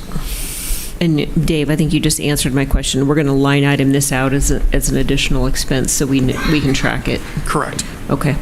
And I like that this has kind of been renamed a line of credit. It's, I think for everyone involved, there's a comfort level in line of credit versus loan. And the way this is, the expenses will go out. It'll kind of go out in chunks. It'll kind of come back in chunks. So it's not like it's a huge outlay of cash on the immediate. So I'm very comfortable with that. Right. And I appreciate you going after the grant because that building definitely needs, I mean, we've all been in it and it needs a lot of work. Yeah. It's actually older than Bill. Yeah, I would believe that. By 10 years. Yeah. Okay, so with that, do I have any recommendations? I will make that recommendation that the City Council approve the loan agreement with the district. I second. Very good. I have a motion and a second. All those in favor, please say aye. Aye. Any opposed? Okay, motion carries. Thank you very much. Wonderful work. Thank you. Yep, very exciting. Can you take care of the big hole in the women's restroom ceiling? That'd be great. Get that one done first. How about just in the main area? Yeah, right. The water stains, Yeah, right. I love them. Okay. So with this, we're going to move on to item number 8E, and this is an introduction of an ordinance updating the Fillmore Municipal Code regarding fireworks. And I'll turn that over to staff. Good night, Mayor and council members. I'm here tonight to present this item. So as you're all aware, we currently allow sales of safe and sane fireworks within the city boundaries. And we have a code that was established in 1994, but it hasn't been updated since. And staff has been reviewing the code and felt like there was a need to update it. And so we worked cohesively with the fire chief, Chief Garola, and then he actually met with a few organizations, and I also had a separate meeting with another organizations to discuss the updates and what that impact would entail. And some of the things we are proposing to update is the application must be a nonprofit corporation as recognized by the state of California. We're defining the Fillmore community-based organizations. We're also restructuring the backup that these organizations are submitting for the permitting of their sales. In the past, we were not really getting consistent documents, and so we now have the ability to have more consistency when we're reviewing the applications, and also if there's a need for the permit to be revoked, we're also allowing the city manager to have that power to, audit the file if need to be, and then we're creating another layer that it could be coming up to council if necessary. So it's something that we believe as staff strongly that it will be of benefit. We understand that this is a great way for the organizations to fundraise, but we also have the responsibility to be able to make sure that those funds are going back into the community. So that pretty much concludes my presentation, and I'm here to answer any questions. I had one quick question. When you met with the various organizations, what was the temperature that you got back on this? I met with one of the 4 of them, and it was like some of the representatives represented 2 of the groups, and the feedback I received was positive in the sense that we negotiated some of the items because it was a little bit more stringent, and so we were able to take some of the things off. One of the things too I want to mention, I just remembered, is on section number 15.38.30, we're actually striking out half of the sentence on number 3. So we're going to leave it where it says the applicant's principal and permanent meeting of place is within the city.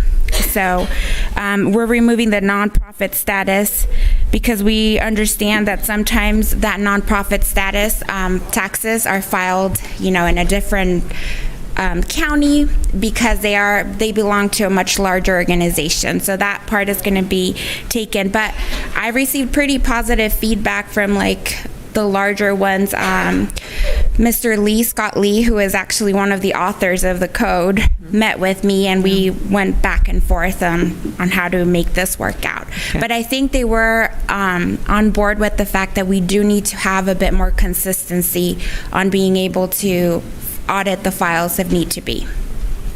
Okay. Is there any other questions for staff? I do have 2 public speakers on this. I have one question, actually. Yeah, one. You already asked the first question I was going to ask.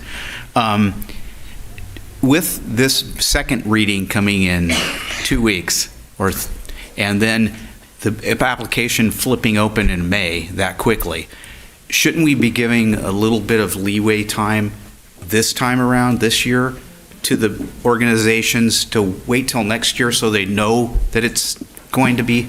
We can sure do that. I mean, I'm not opposed to doing that. Something that we did, I want to mention, last year when we have our yearly meeting, this was something that we actually did mention during our presentation. We did notify all of the organizations that we were in the process of updating the code and to make sure that they were keeping good financial records because that was going to be the main focus. But, I mean, I'm not opposed if that's what... I just want to make sure that they know that at least we send out a notice to every organization that's been applying for a fireworks booth and at least indicate that, hey, this is coming down the pike. Correct. And Chief Gorola did send out an email when the agenda was published last Friday. And again, I understand that we're changing gears here. I'm happy to be flexible as long as we're, if we're requesting information and things might not look quite well, if we're provided all the financial backup that we need, we can work things out and then go full gear the upcoming year. Either way, I just figured I'd ask the question. Mm-hmm. Okay, any other questions for staff? I do. I have one question. Thank you, Erika. On the staff report where it mentions what the organizations are primarily geared towards veterans, patriotic, it mentions non-charitable.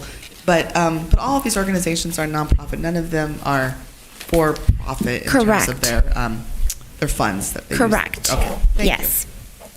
Okay. So with that, I'm going to call up my public speakers, and then we can continue discussions if there's no other questions. So again, 2 minutes on the public comments once again, and we'll call up Sonia Ponce.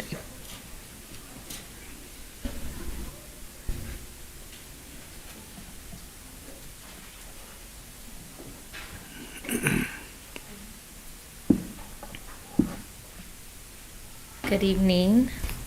I agree. I think my name is Sonia Ponce, and I'm here representing Voltage Extreme Cheer.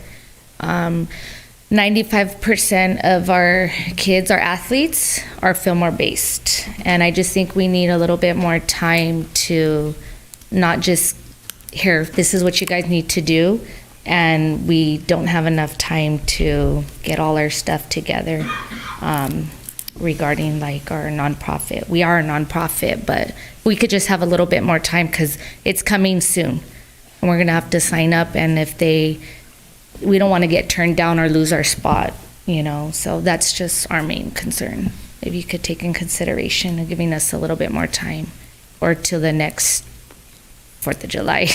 That's it. Thank you. Okay, thank you. John Gartman, please.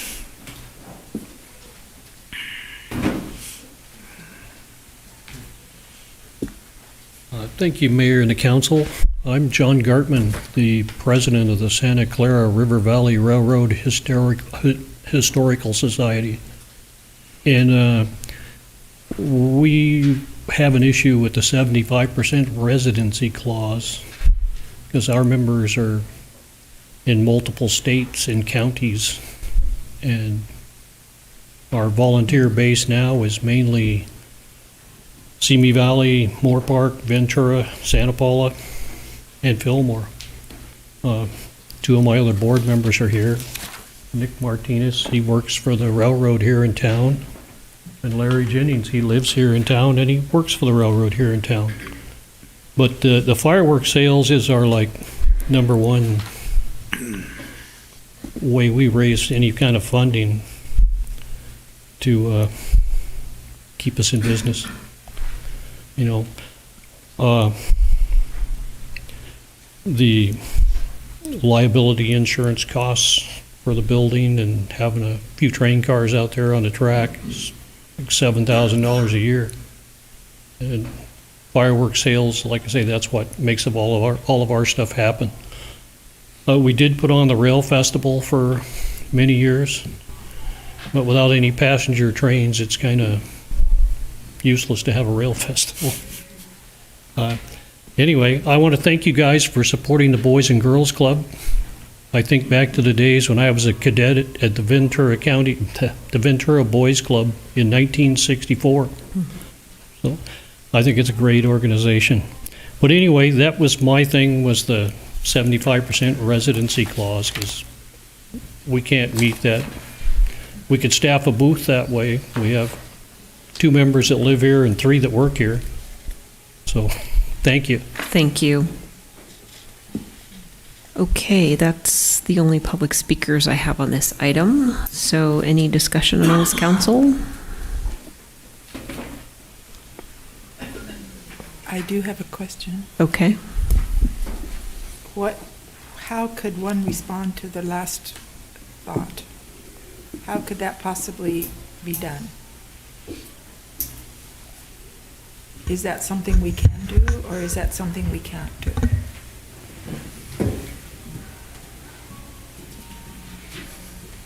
We can definitely look at the percentages. One of the feedback that was received is the fact that I know in the past we've received requests from outside organizations, you know, outside of the city boundaries. So we're trying to keep it more to make sure that the funding still remains in Fillmore. So, I mean, that's kind of like the discussion we had.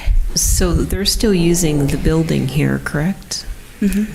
So that, I mean, you know, obviously they're using a city building, if I recall correctly. I think so. Right? I think they pay $1 a year or something like that for the rent. Yeah.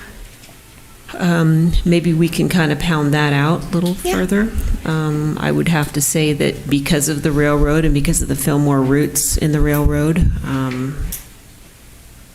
And what I can do is I can have an offline conversation with Mr. Gartman to try to figure out what would be a more reasonable percentage, and then when we come back to the second reading, no, we can't do that?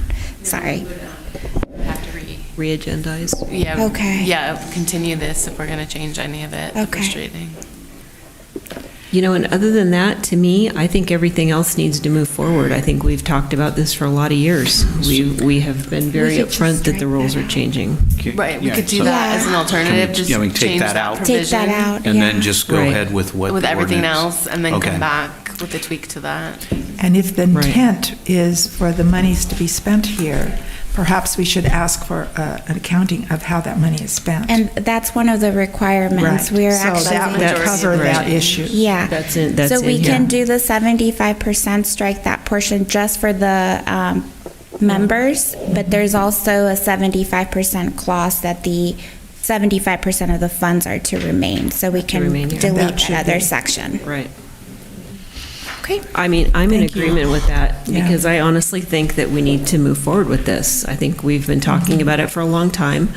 We need to fix some of the problems that we've had. I feel comfortable that there's been discussions amongst different groups. I'm comfortable with that. Question for you from Mayor. Can one of our speakers who just spoke come up for one more short comment? Is the woman in yellow? Yeah, Sonia. Okay, Sonia, thank you.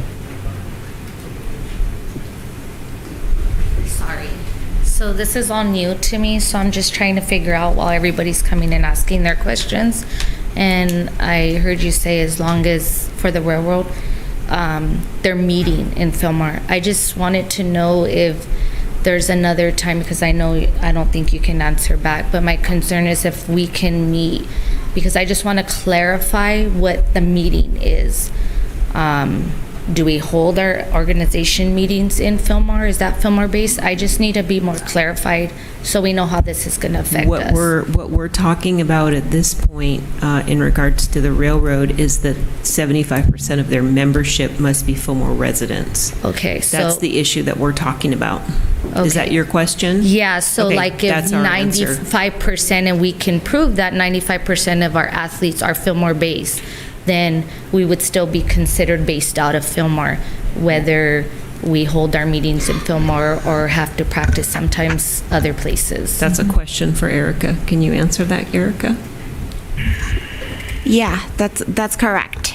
So I guess where your question's coming from, it's like we would primarily would like for the meeting to take place here in Fillmore within city boundaries, and then the proceeds are to be 75%. No less than 75% goes back to Fillmore. So in your case, if it's 95% that you're, with your team, then that should be fine. Yes, I was just wanting to make sure clarified because there's no city buildings here for us to hold our practices, but we do hold our board meetings in Fillmore, and 90% of our athletes are Fillmore residents. And the proceeds go to all of the athletes. So I just wanted to clarify because this was new for us and I just wasn't sure what's everything going on. So I appreciate you giving me that extra time. Thank you. Okay, so any further discussion? Recommendations?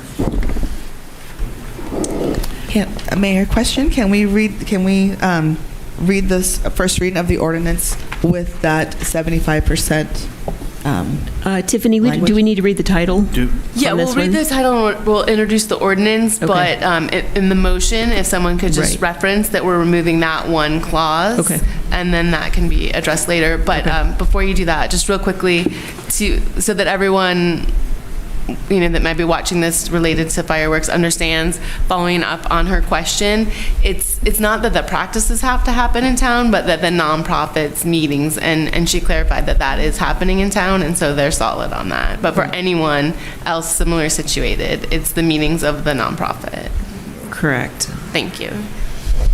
Okay, so can somebody handle that? Mark, Christina, somebody? Yeah, sure. I'll do it. I'm going to give myself a chance Too much here. words for me.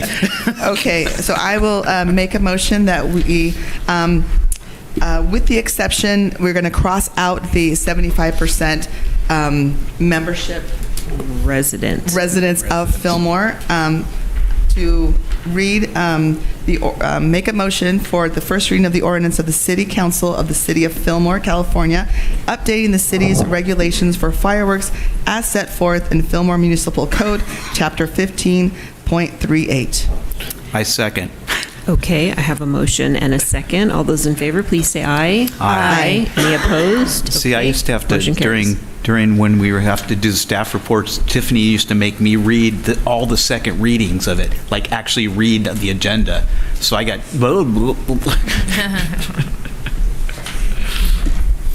Okay, sorry about that. Okay, so we're going to move on to item number 8F, and this is consideration of an agreement to pursue a CUP for 908 B Street. Turn that over to staff. And I'm presenting this item, Mayor and council members. A business named Gem FX, which is involved in providing equipment and supplies used in the movie industry and building sets, entered into a lease for property located at 908 B Street, which is in the North Fillmore specific plan. They thought, but the property has a large outdoor area, that they could store some of their equipment outside in cargo ships. Unfortunately, in the city, you need a conditional use permit to store materials outdoors, and right now industrial uses are not considered permitted uses in the North Fillmore plan, so they're not currently able to do that. However, staff is in the process of updating the North Fillmore specific plan, and that update would allow industrial uses so that that property would no longer be considered non-conforming for that use, and they could apply for a conditional use permit. That item is agendized next week for hearing by the Planning Commission, and after the Planning Commission considers that specific plan update, it will come to the council for consideration. If that document is approved as currently written to allow industrial uses in the plan area, then this applicant is allowed to go ahead and have that use. But in the meanwhile, they would like to get on the property, and so they've asked the city to enter into an agreement to allow them to do that. So under the agreement before you, they would give the city $60,000 as security, which would allow them, with the signed agreement and proof of insurance and the city's receipt of payment for the cost to enter into this agreement and a completed CUP application, they would be allowed to use outdoor storage on that property while the city continues to process the North Fillmore specific plan. If that plan is not adopted in a way that would allow them to have a CUP, or they change their mind about applying for it, they would immediately need to take the outdoor storage off of their site, and we would return the security to them, assuming they complied with everything required in the agreement. So before you tonight is that agreement for your consideration. Please let me know if you have any questions. Thank you. Any questions for staff? I do have a question, and I guess it's more of a comment or concern. I see in the staff report that Jim understands that no potentially hazardous materials, with the exception of propane, once GEM has obtained all required authorization and permits, may be stored on the property. Are they planning on storing this propane outside in open air, or would they potentially put it in containers? Because as I did some research on terms of propane being stored in storage containers with little ventilation, and that they have high-speed accelerators, compressor systems, those are electrical systems. I just am concerned about hazardous. Sure, that's a fair concern, and both the fire department and the county are required to sign off on that, and they understand, and the agreement has language requiring them to have the appropriate permits before they're allowed to bring any propane on site. And they operate in different areas already, so this is something they're used to doing. But I don't know, Brian, do you know if it would be in a container or just outside? I don't know. They would have, probably is in tanks, but usually the county environmental health is what's called the KUBA agency, and they issue what's called a hazardous materials business plan, and they would have to inventory everything, and then they would have to have Reported back. agreement and all the safety protocols in place to receive that plan. And I believe that's built into the agreement. Okay. All right, thank you both. You're welcome. Okay, any recommendations? I move to approve the agreement. I'll second it. Okay, I have a motion and a second. All those in favor, please say aye. Aye. Aye. Any opposed? Okay, motion carries. All right, so we are moving on here. We're getting to item number 8G. This is a request by a new owner to waive penalties and interest on CFD number 6, and I'm going to turn that over to staff. And I will be presenting this one as well, Mayor and Council. There are 2 properties in the Business Park Master Plan area that are encumbered by CFD number 6, which was issued at the then property owner's request to fund some of the off-site improvements required to develop that site. So the bonds were issued for that, and the levy began in 2008. Then eventually that developer stopped paying both its mortgage and the CFD, and so the property owner that held the mortgage holder foreclosed on that owner, and then also that person stopped paying the CFD payment. So since 2013, the city's been making the CFD payments on this property. On the tax rolls, although we've been paying it and haven't actually incurred penalties and interest on our behalf, the county has been showing the penalties and interest as owing. But because the ad valorem property taxes owing to the county have also gone unpaid, the county has several times tried to sell the property via tax sale. And recently, a few months ago, the county did this again, and at this point, the county waived all of its ad valorem taxes, so that only the debt showing as owed was the CFD payment to the city. But they forgot to check with us about the penalties and interest, and so they set the purchase price at a point where we will be reimbursed for the payments that we have made, but it doesn't include the penalties and interest. And so the person on behalf of the company that bought it, which is American Pacific Investments, asked the city council if they would waive those penalties and interest. So to be clear, the city will be receiving, as soon as the county processes it, almost $1.8 million, $1,792,755.68. But that does leave penalties and interest totaling almost $1.6 million that this business is asking city to waive. Under CFD law, because it's a new owner of the property, we are allowed to waive the penalties and interest. Okay. And as I mentioned, in this case, those were penalties on the property owner, but they're not penalties that the city has paid because we have been making those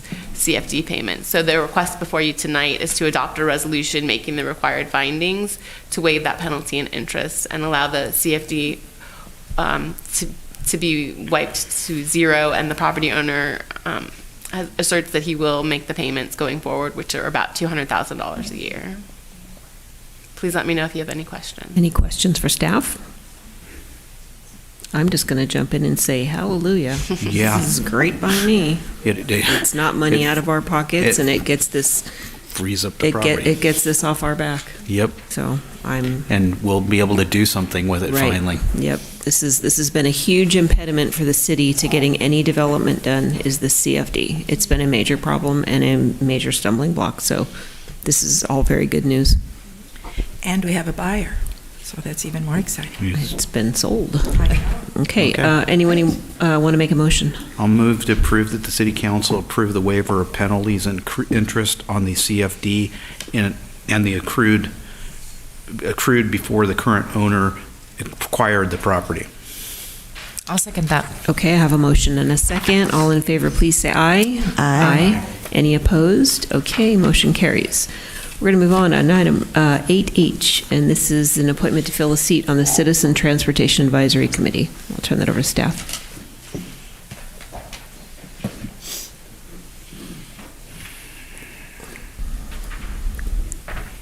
Thank you. This item is mine. I'm here tonight because the Ventura County Transportation Commission has a couple of open seats, and we received an application from a citizen who's interested in serving in the advisory committee called CTAC, which stands for, what does it stand for? Citizens Transportation Advisory Committee. Sorry, it's been a long day. It's getting late. Anyways, so the interview ad hoc committee reviewed the application, and they are recommending Joey Uhas Lukomsky to serve as part of the advisory committee. The advisory committee meets 4 times per year on the second Tuesday of the month at 1:30 p.m. And right now they're kind of doing a hybrid model, and he is aware of the times and is excited about the appointment. So that concludes my presentation. Okay. I'm on the Ventura County Transportation Commission, and Joey comes often to the meetings, and his public comment shows his interest, and they're always well-spoken and centered in the needs of this community. So I'm really excited about this. Marissa Rodriguez is also on that committee, and right now she went to the one today, so she's kind of back on it. And so we actually are full. Okay, both good. of them are doing it, so I'm excited about that. So thank you, and I'm excited about Joey's. Is that a motion? It is a motion. I'll second. Okay, I have a motion and a second. All those in favor, please say aye. Aye. Any opposed? Okay, motion carries on that one. And we're going to move on to item number, can't keep track, there's so many. 8I, and this is the appointment to the Parks and Rec Commission. I'll turn that over to staff. I'm here to request a reappointment for one of our commissioners. As you know, the Parks and Recreation Commission has 7 members, including 2 non-voting members who are students, which the positions are open. They have been vacant, the 2 student positions. So we had a member, her name's Dr. Stephanie Clittage, and her term expired. And it was my mistake that I didn't realize that her term had expired in January. And so she is eager to continue serving. And we've already arranged with staff who coordinates those meetings to make sure that there were, whatever voting items took place, those have to be revoted. But she did submit an application and is requesting to be reappointed. I did check this with the interview ad hoc committee, and they are on board with doing the appointment, as the mayor would like to recommend that as well. So that concludes this presentation. Yep. So I recommend Stephanie Clittage to fill the full-term position on the Parks and Rec Commission. Is that a motion? Yes, it is. I'll second it. Thank you. A motion and a second. All those in favor, please say aye. Aye. Aye. Any opposed? Okay, motion carries. All right, so we're going to move on to item number 8J, and this is the Ventura County Animal Service request. Turn that over to staff. Thank you. So the city entered into a 5-year agreement with the Ventura County Animal Services to provide animal sheltering and field services for the city. We are in year 3 right now, and how our fees are calculated is on a average base. So pretty much we pay 2% of the total cost that, that the county has of the budget. And so for the current fiscal year, we had budgeted $128,400.19. And so far we spent close to $58,000. However, our final bill, because they bill us quarterly, has not been received yet, so we are anticipating to reach that number. Last year, our numbers, or the year before that, during the pandemic, the numbers had decreased because with COVID, there was an increase of people adopting dogs, and there was a lot less field services needed just because everyone was home. But as we see that the state is reopening, those field services are starting to increase. In the past few months, I've been actually getting calls because once the allotted time that we have expires, then they have to call for approval. So I've been getting a lot of those closer to the end of the month for, additional approval of services. So I know for a fact that the bill will probably reach close to what we had budgeted. So we also received some money back based on the licensing, and we did also last year amend the code so that there was a mandatory reporting done from the vet office that we have in town, and that would kind of help them make sure that they were checking who needs licensing and who, kind of reconcile the information. So I'm here tonight to request that the City Council approve the 2022-23 Animal Control Services agreement. So each year we have to approve a service level agreement. One of the things that city staff is trying to work on is the administrative citations, because I've been in contact with county staff, and what's happening right now is we are receiving, so if you have some sort of a administrative citation, for example, you haven't paid your licensing fee, then they'll send you a notice and tell you you're past due, you need to pay, and then they'll send up to 3 notices. But then after that, the burden gets passed on to the city. So I'm trying to work on getting that through our ticketing system, which is called data ticket, so that we can follow through, and then there could be some sort of connection there. But it's going to probably take a couple months before we can get that jump started, so that the process kind of loops back together. So that's pretty much my presentation. Any questions for staff? So I'll just note real quick, this contract goes up every year, and it goes up more, and it goes up more, and it goes up more. However, we can't stop animal services. We need animal services in town. Every city needs animal services.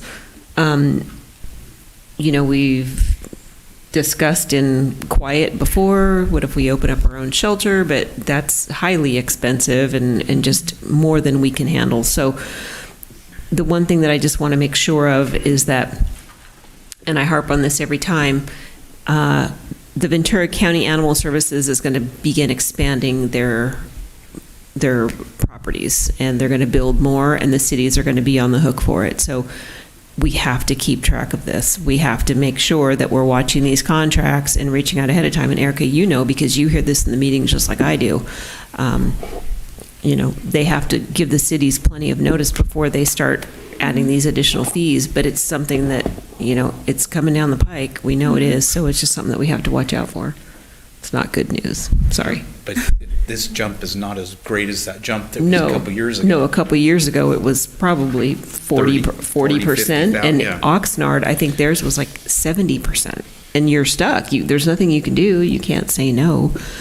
So everybody just needs to keep track of their animals and take good care of their things, and it helps the city a whole lot. So with that, thank you. I'll move to approve the agreement. I'll second. Okay, I have a motion and a second. All those in favor, please say aye. Aye. Any opposed? Okay, motion carries. Okay, so with that, we're going to move on to committee, commission, and board reports. I have a committee. Okay. I'm on the Ventura County Transportation Commission, and I am proud to be able to say that the commission has recommended and approved that all students will have free passes, and that's elementary as well as secondary, so that students can get on the bus, and it's a 24/7 pass that children can have.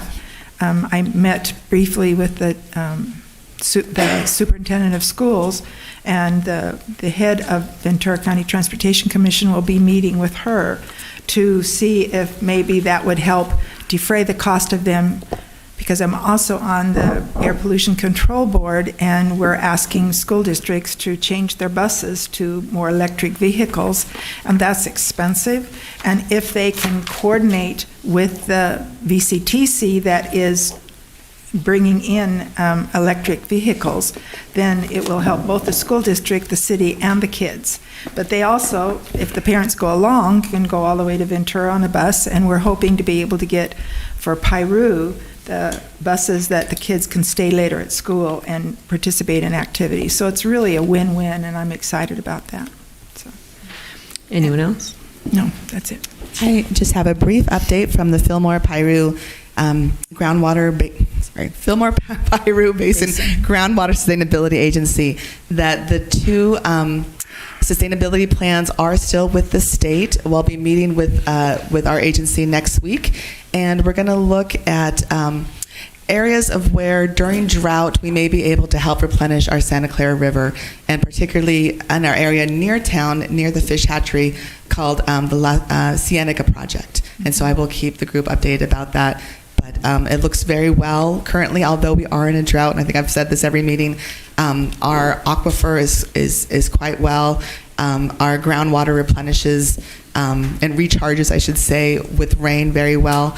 And our biggest threat that we have is the fracking and oil and gas going up north of our Sespe River, and the potential for that to come down into our water system. But in terms of our groundwater, we're currently doing very well. Thank you. Anyone else?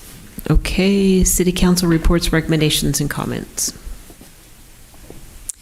I have a recommendation tonight. I feel that it's my duty as a city council member in Fillmore to bring forth legislation that is sitting in the state legislature, which is concerning, and we are able as a city council to take a position on a on a bill in legislature that we deem goes against our beliefs and values, and that stands against our legislative platform. So tonight I would like to request that the council support adding on to the next agenda a meeting and discussion regarding AB 2223, which is a bill that is moving through our legislature and is set to be heard before the Health Committee on 4/19. And I believe that this bill stands against the Fillmore's legislative platform. I'm just going to give you a little background on the bill, and then we can make a decision from there. This bill would delete the requirement that a coroner hold inquests for deaths related to or following known or suspected self-induced or criminal abortion, and would delete the requirement that an unattended fetal death be handled as a death without medical attendance. The bill would prohibit using the coroner's statements on the certificate of fetal death to establish, bring, or support a criminal prosecution or civil cause of damages against any person. It also states, notwithstanding any other law, a person shall not be subject to criminal or civil liability or penalty or otherwise deprived of their rights under this article based on their actions or omissions with respect to their pregnancy or actual, potential, or alleged pregnancy outcome, including miscarriage, stillbirth, or abortion, or perinatal death due to a pregnancy-related cause. A civil penalty of $25,000 to be awarded to the person denied the right protected by this article. The definition of perinatal in the California State Legislature means the period from the establishment of a pregnancy to up to 1 month following delivery. It also states that perinatal death due to a pregnancy-related cause, this is not in the bill, this is a commentary, is vague, ambiguous, and overbroad, and fails to narrow the bill to exclude infanticide. Many things tied to pregnancy, including but not limited to postpartum depression, could be easily offered as a convenient explanation to kill a live-born baby up to a month after birth. Furthermore, with severe and increased penalties like $25,000, most coroners and law enforcement officials will be reticent to investigate, charge, or prosecute infant deaths because of the fine. The Assembly Committee, the Judiciary Committee, said about this bill that it has an unintended impact on child welfare laws and creates the mistaken and unintended impression that the bill's immunities could apply to cases where a newborn's death was a result of a cause that was not related to the parent's acts or omissions during pregnancy. It appears to inappropriately dictate the parameters of the federal court jurisdiction, provide inadequate remedies to a plaintiff, and inadequately address general and specific forms of governmental immunity.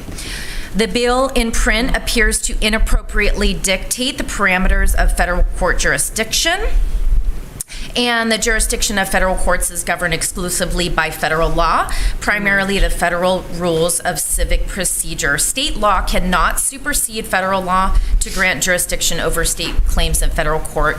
Couple other bits of information in our legislative platform in Fillmore, which is a document that shows what we support and what we're against, says that the city of Fillmore has adopted this legislative platform to facilitate the city's quick response to county, state, and federal legislation in a proactive manner, since legislation can often move quickly through legislative bodies with insufficient time for the city council to take formal action on a particular piece of legislation. City positions in support of legislation on a specified topic shall be construed to include opposition to something that shall do the opposite, and the reverse is true. For example, if the legislative platform supports increased funding for libraries, it also inherently opposes decreased funding for libraries.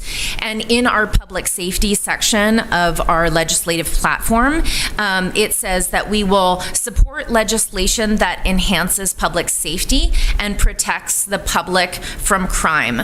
And I argue that decriminalizing an act doesn't protect the public from crime, and this would decriminalize perinatal death for up to 1 month after birth. And so I know this is a really hot topic, but I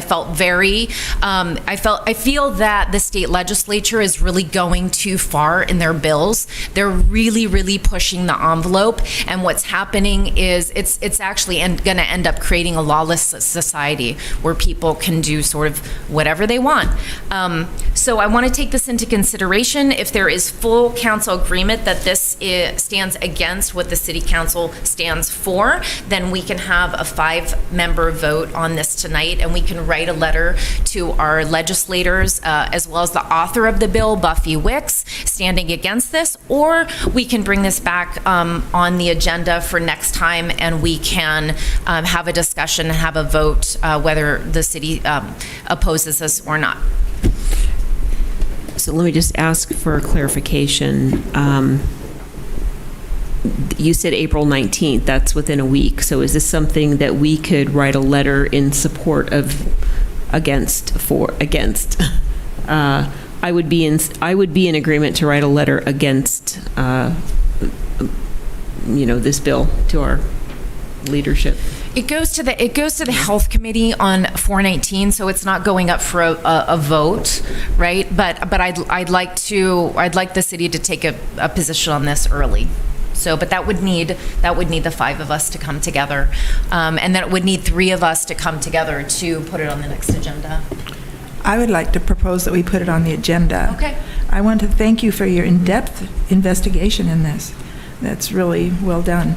And I'd like to have it on the agenda for a discussion, because I think I got a nod from our lawyer that it would be better that we do that. Okay, sure. On the agenda, they can't vote tonight other than to put something on the agenda. That's the only exception to the Brown Act. Can't we instruct the mayor to write the letter? I mean, or does that need to go to not with a 5-0 vote? Okay. So it needs to come back as an agenda item in order for... No. You can't vote on something not on the agenda. Right. Yeah. But it's allowed to be signed in an emergency when the legislation's going through, correct? I think the question is the definition that was read in terms of a public safety that the city council has already said will support or go against. If this piece of legislation falls underneath the platform was already authorized us to write a letter, do we even need to bring it back? No, I understand that. I mean, I don't think we know enough about the bill to be able to make that interpretation at this time. But the mayor can do that on her own, correctly? Anybody can do that on their own. Everybody should do that on their own. This is called AB 2223 for anybody who does not know. And we're allowed to sign as council and members. You should get up to speed on it, right? Absolutely. Anybody can sign it. Anybody can send a letter to everybody. Monique Limon is on this group. I mean, this is a big deal. It's a big deal. So, yeah, I mean, I'd be in agreement to discuss it because I would like the city to, take a stance on it. I'm fine with Yeah. bringing it on an agenda, but Yeah. I don't just say that we should, if we feel strongly about it, we shouldn't be writing a letter. Yeah, and I do want to encourage the whole community. If this is the first time that you've heard about it, and you feel strongly about this, do write a letter to Monique Limon, to Steve Bennett, to Buffy Wicks, to the state legislature. But as a council and a city, I wanted to bring this before you so that we can have a discussion about it and learn more about it. I mean, maybe this is the first time you guys are hearing about it. So, yeah. Okay, so is that 3 then for? Yeah, I'm fine. Yeah, Okay. we're in support of bringing it back. We're Okay. good. Okay, anybody else? Okay, go ahead, Lynn. I have a couple of things. One of them is, and the city manager asked that I do this in both English and Spanish, because I was just recently told that many people, primarily at least the person who told me only speaks Spanish, don't drink our water because they think in the water bill we're paying for sewer/water, so they think we're drinking the water from the sewer.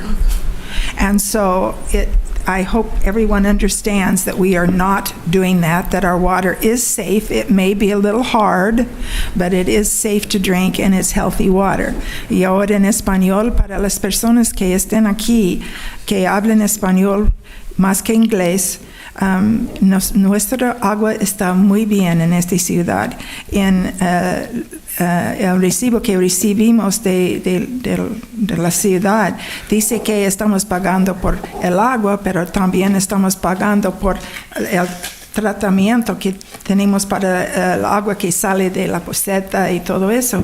Y como está junto en el mandado de la ciudad, alguna gente piensa que estamos bebiendo el agua del sewer y no está el agua limpio. Entonces, favor de saber que estamos bebiendo agua muy limpio. Okay, that's one quick thing.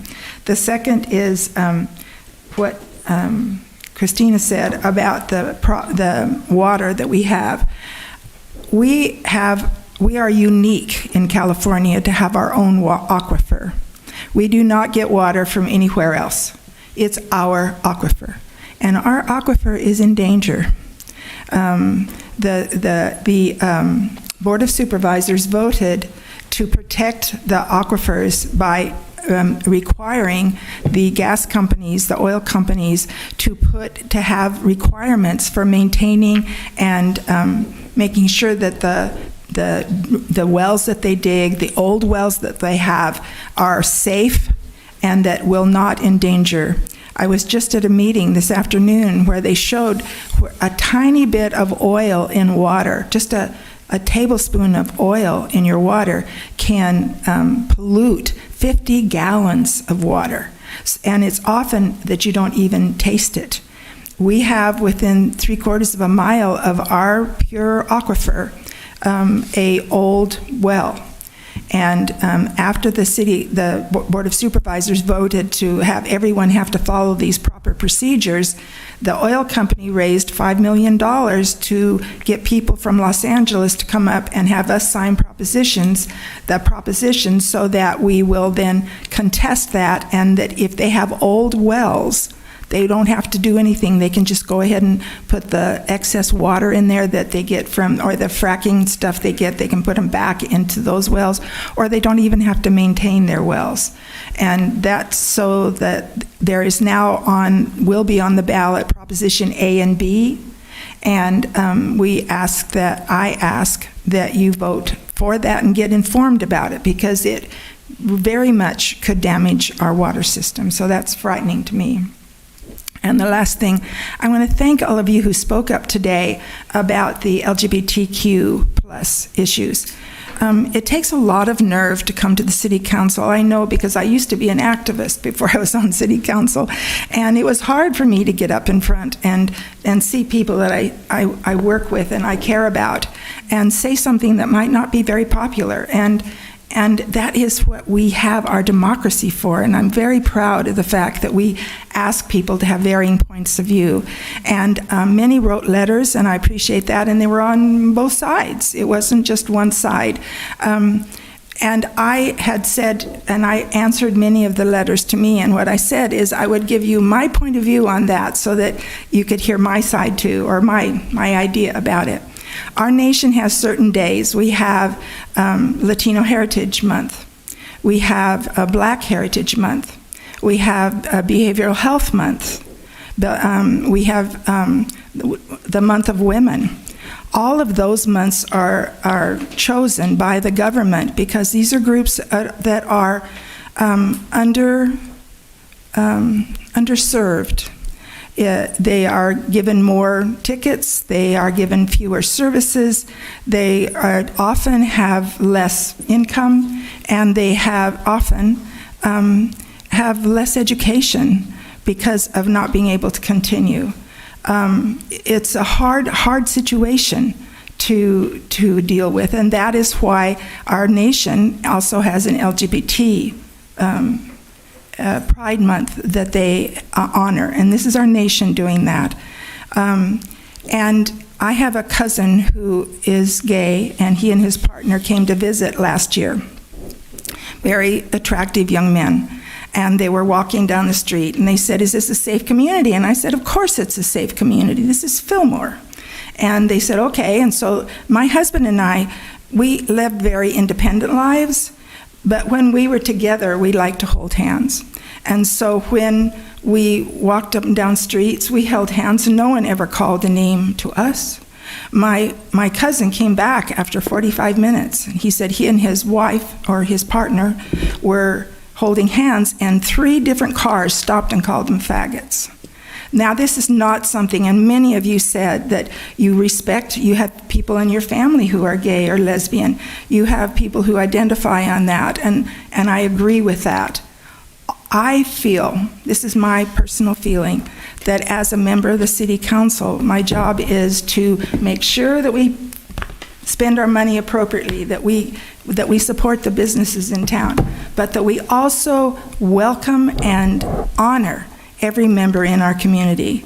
And the government has said, and many of you feel the government has overstepped that step, and I honor that you have that point of view, but has said that this is a group that needs to be recognized as a legitimate person in your community.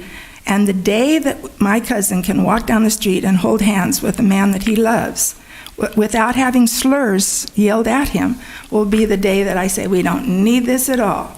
But until that happens, and it's not spending city money, I hope you know that, it's putting the logo, if that's what we choose to do. And all I ask is that the City Council have a discussion as to whether or not we would like to do that. So I'm going to bring that up again with the City Council to ask you if we could please have that discussion.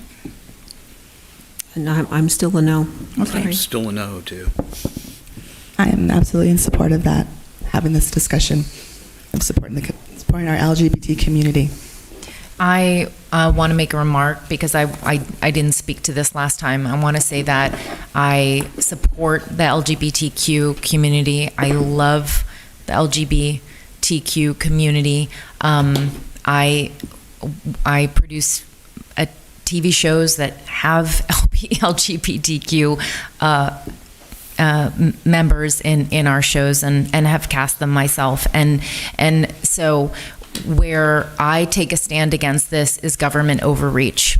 And I see this as a church and state issue, and in spite of federal, and we can agree to disagree, it's okay, but in spite of the federal support for it, the local support, I think it should be separate. I think when you start introducing the state into your personal sexual choices or identity choices, you're opening up a can of worms that you don't want to open up, because things could go south real quick if you got the wrong leaders in power.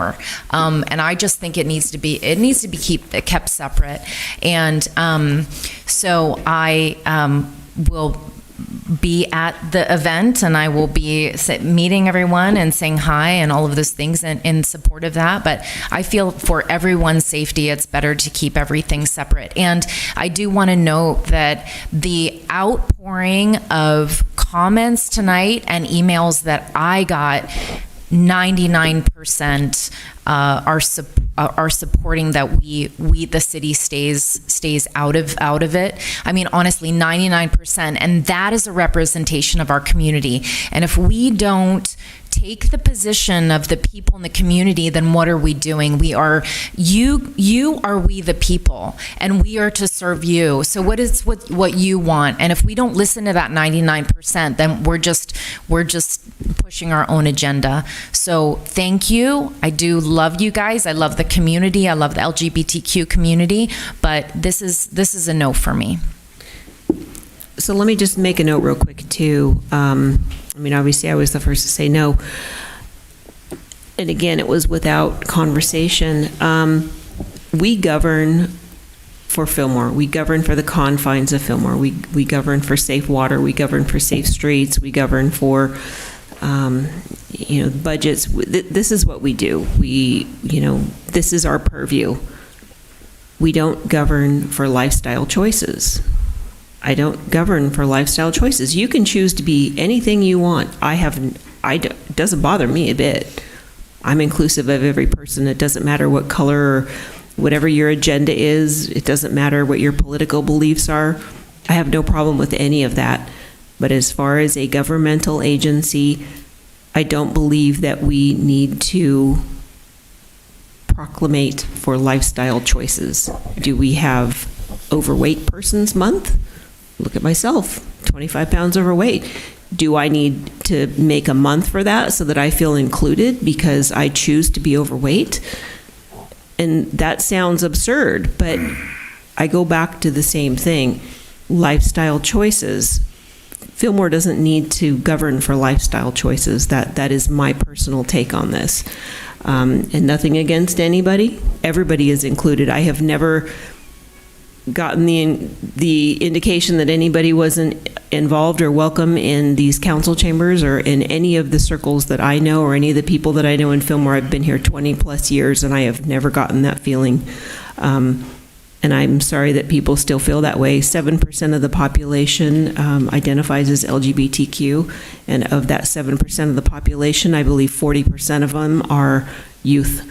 And that's astonishing to me. But we govern for Fillmore and the health and safety of Fillmore. So I didn't get to finish. I had one more thing I wanted to say, and then I'll shush because we can't have a discussion on this. We need to get moving. And that is, I'd like to share my perspective of what my role as a city council is.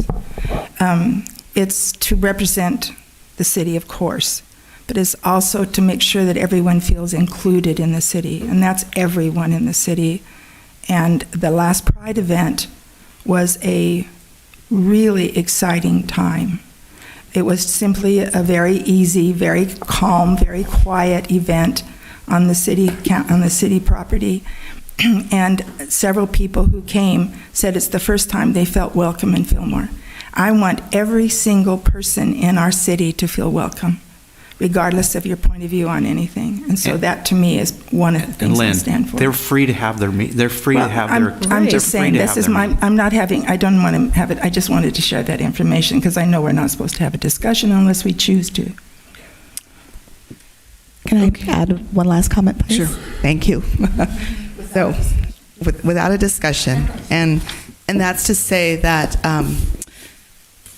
as a city and as a member of government and member of 400 plus cities in California, I look for direction of what we're doing in terms of the state, in terms of other cities, and and it's been in place for years of embracing diversity, embracing equity, embracing inclusion. In our city motto, we have the words being inclusive.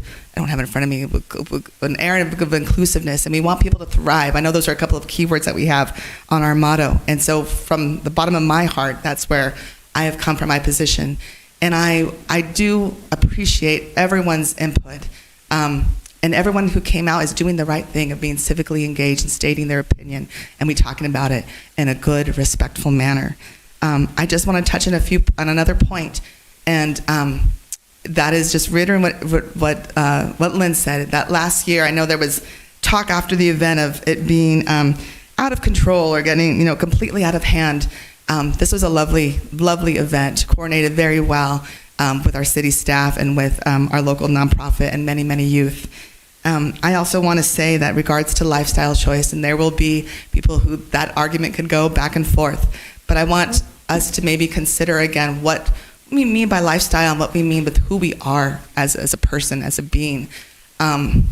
I thought about it. Weekend warriors are, that's a lifestyle, right? You go out on your Harley and you do the road.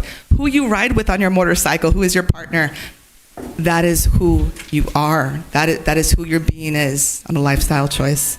RVing, okay? People who go RVing, that's a lifestyle, okay? We go and do RVing. To me, my belief is that who you RV with, your partner that you go out, that is who you are. It is who you love. And I strongly believe that. And I just want to note one more thing that didn't happen last year at this really lovely event because of COVID restrictions, but it might be just something we all just sort of take to heart. And that is the organizers were maybe planning to have an LGBT parent of an LGBT youth, a supportive parent of an LGBT youth, come and for there to be a hug booth.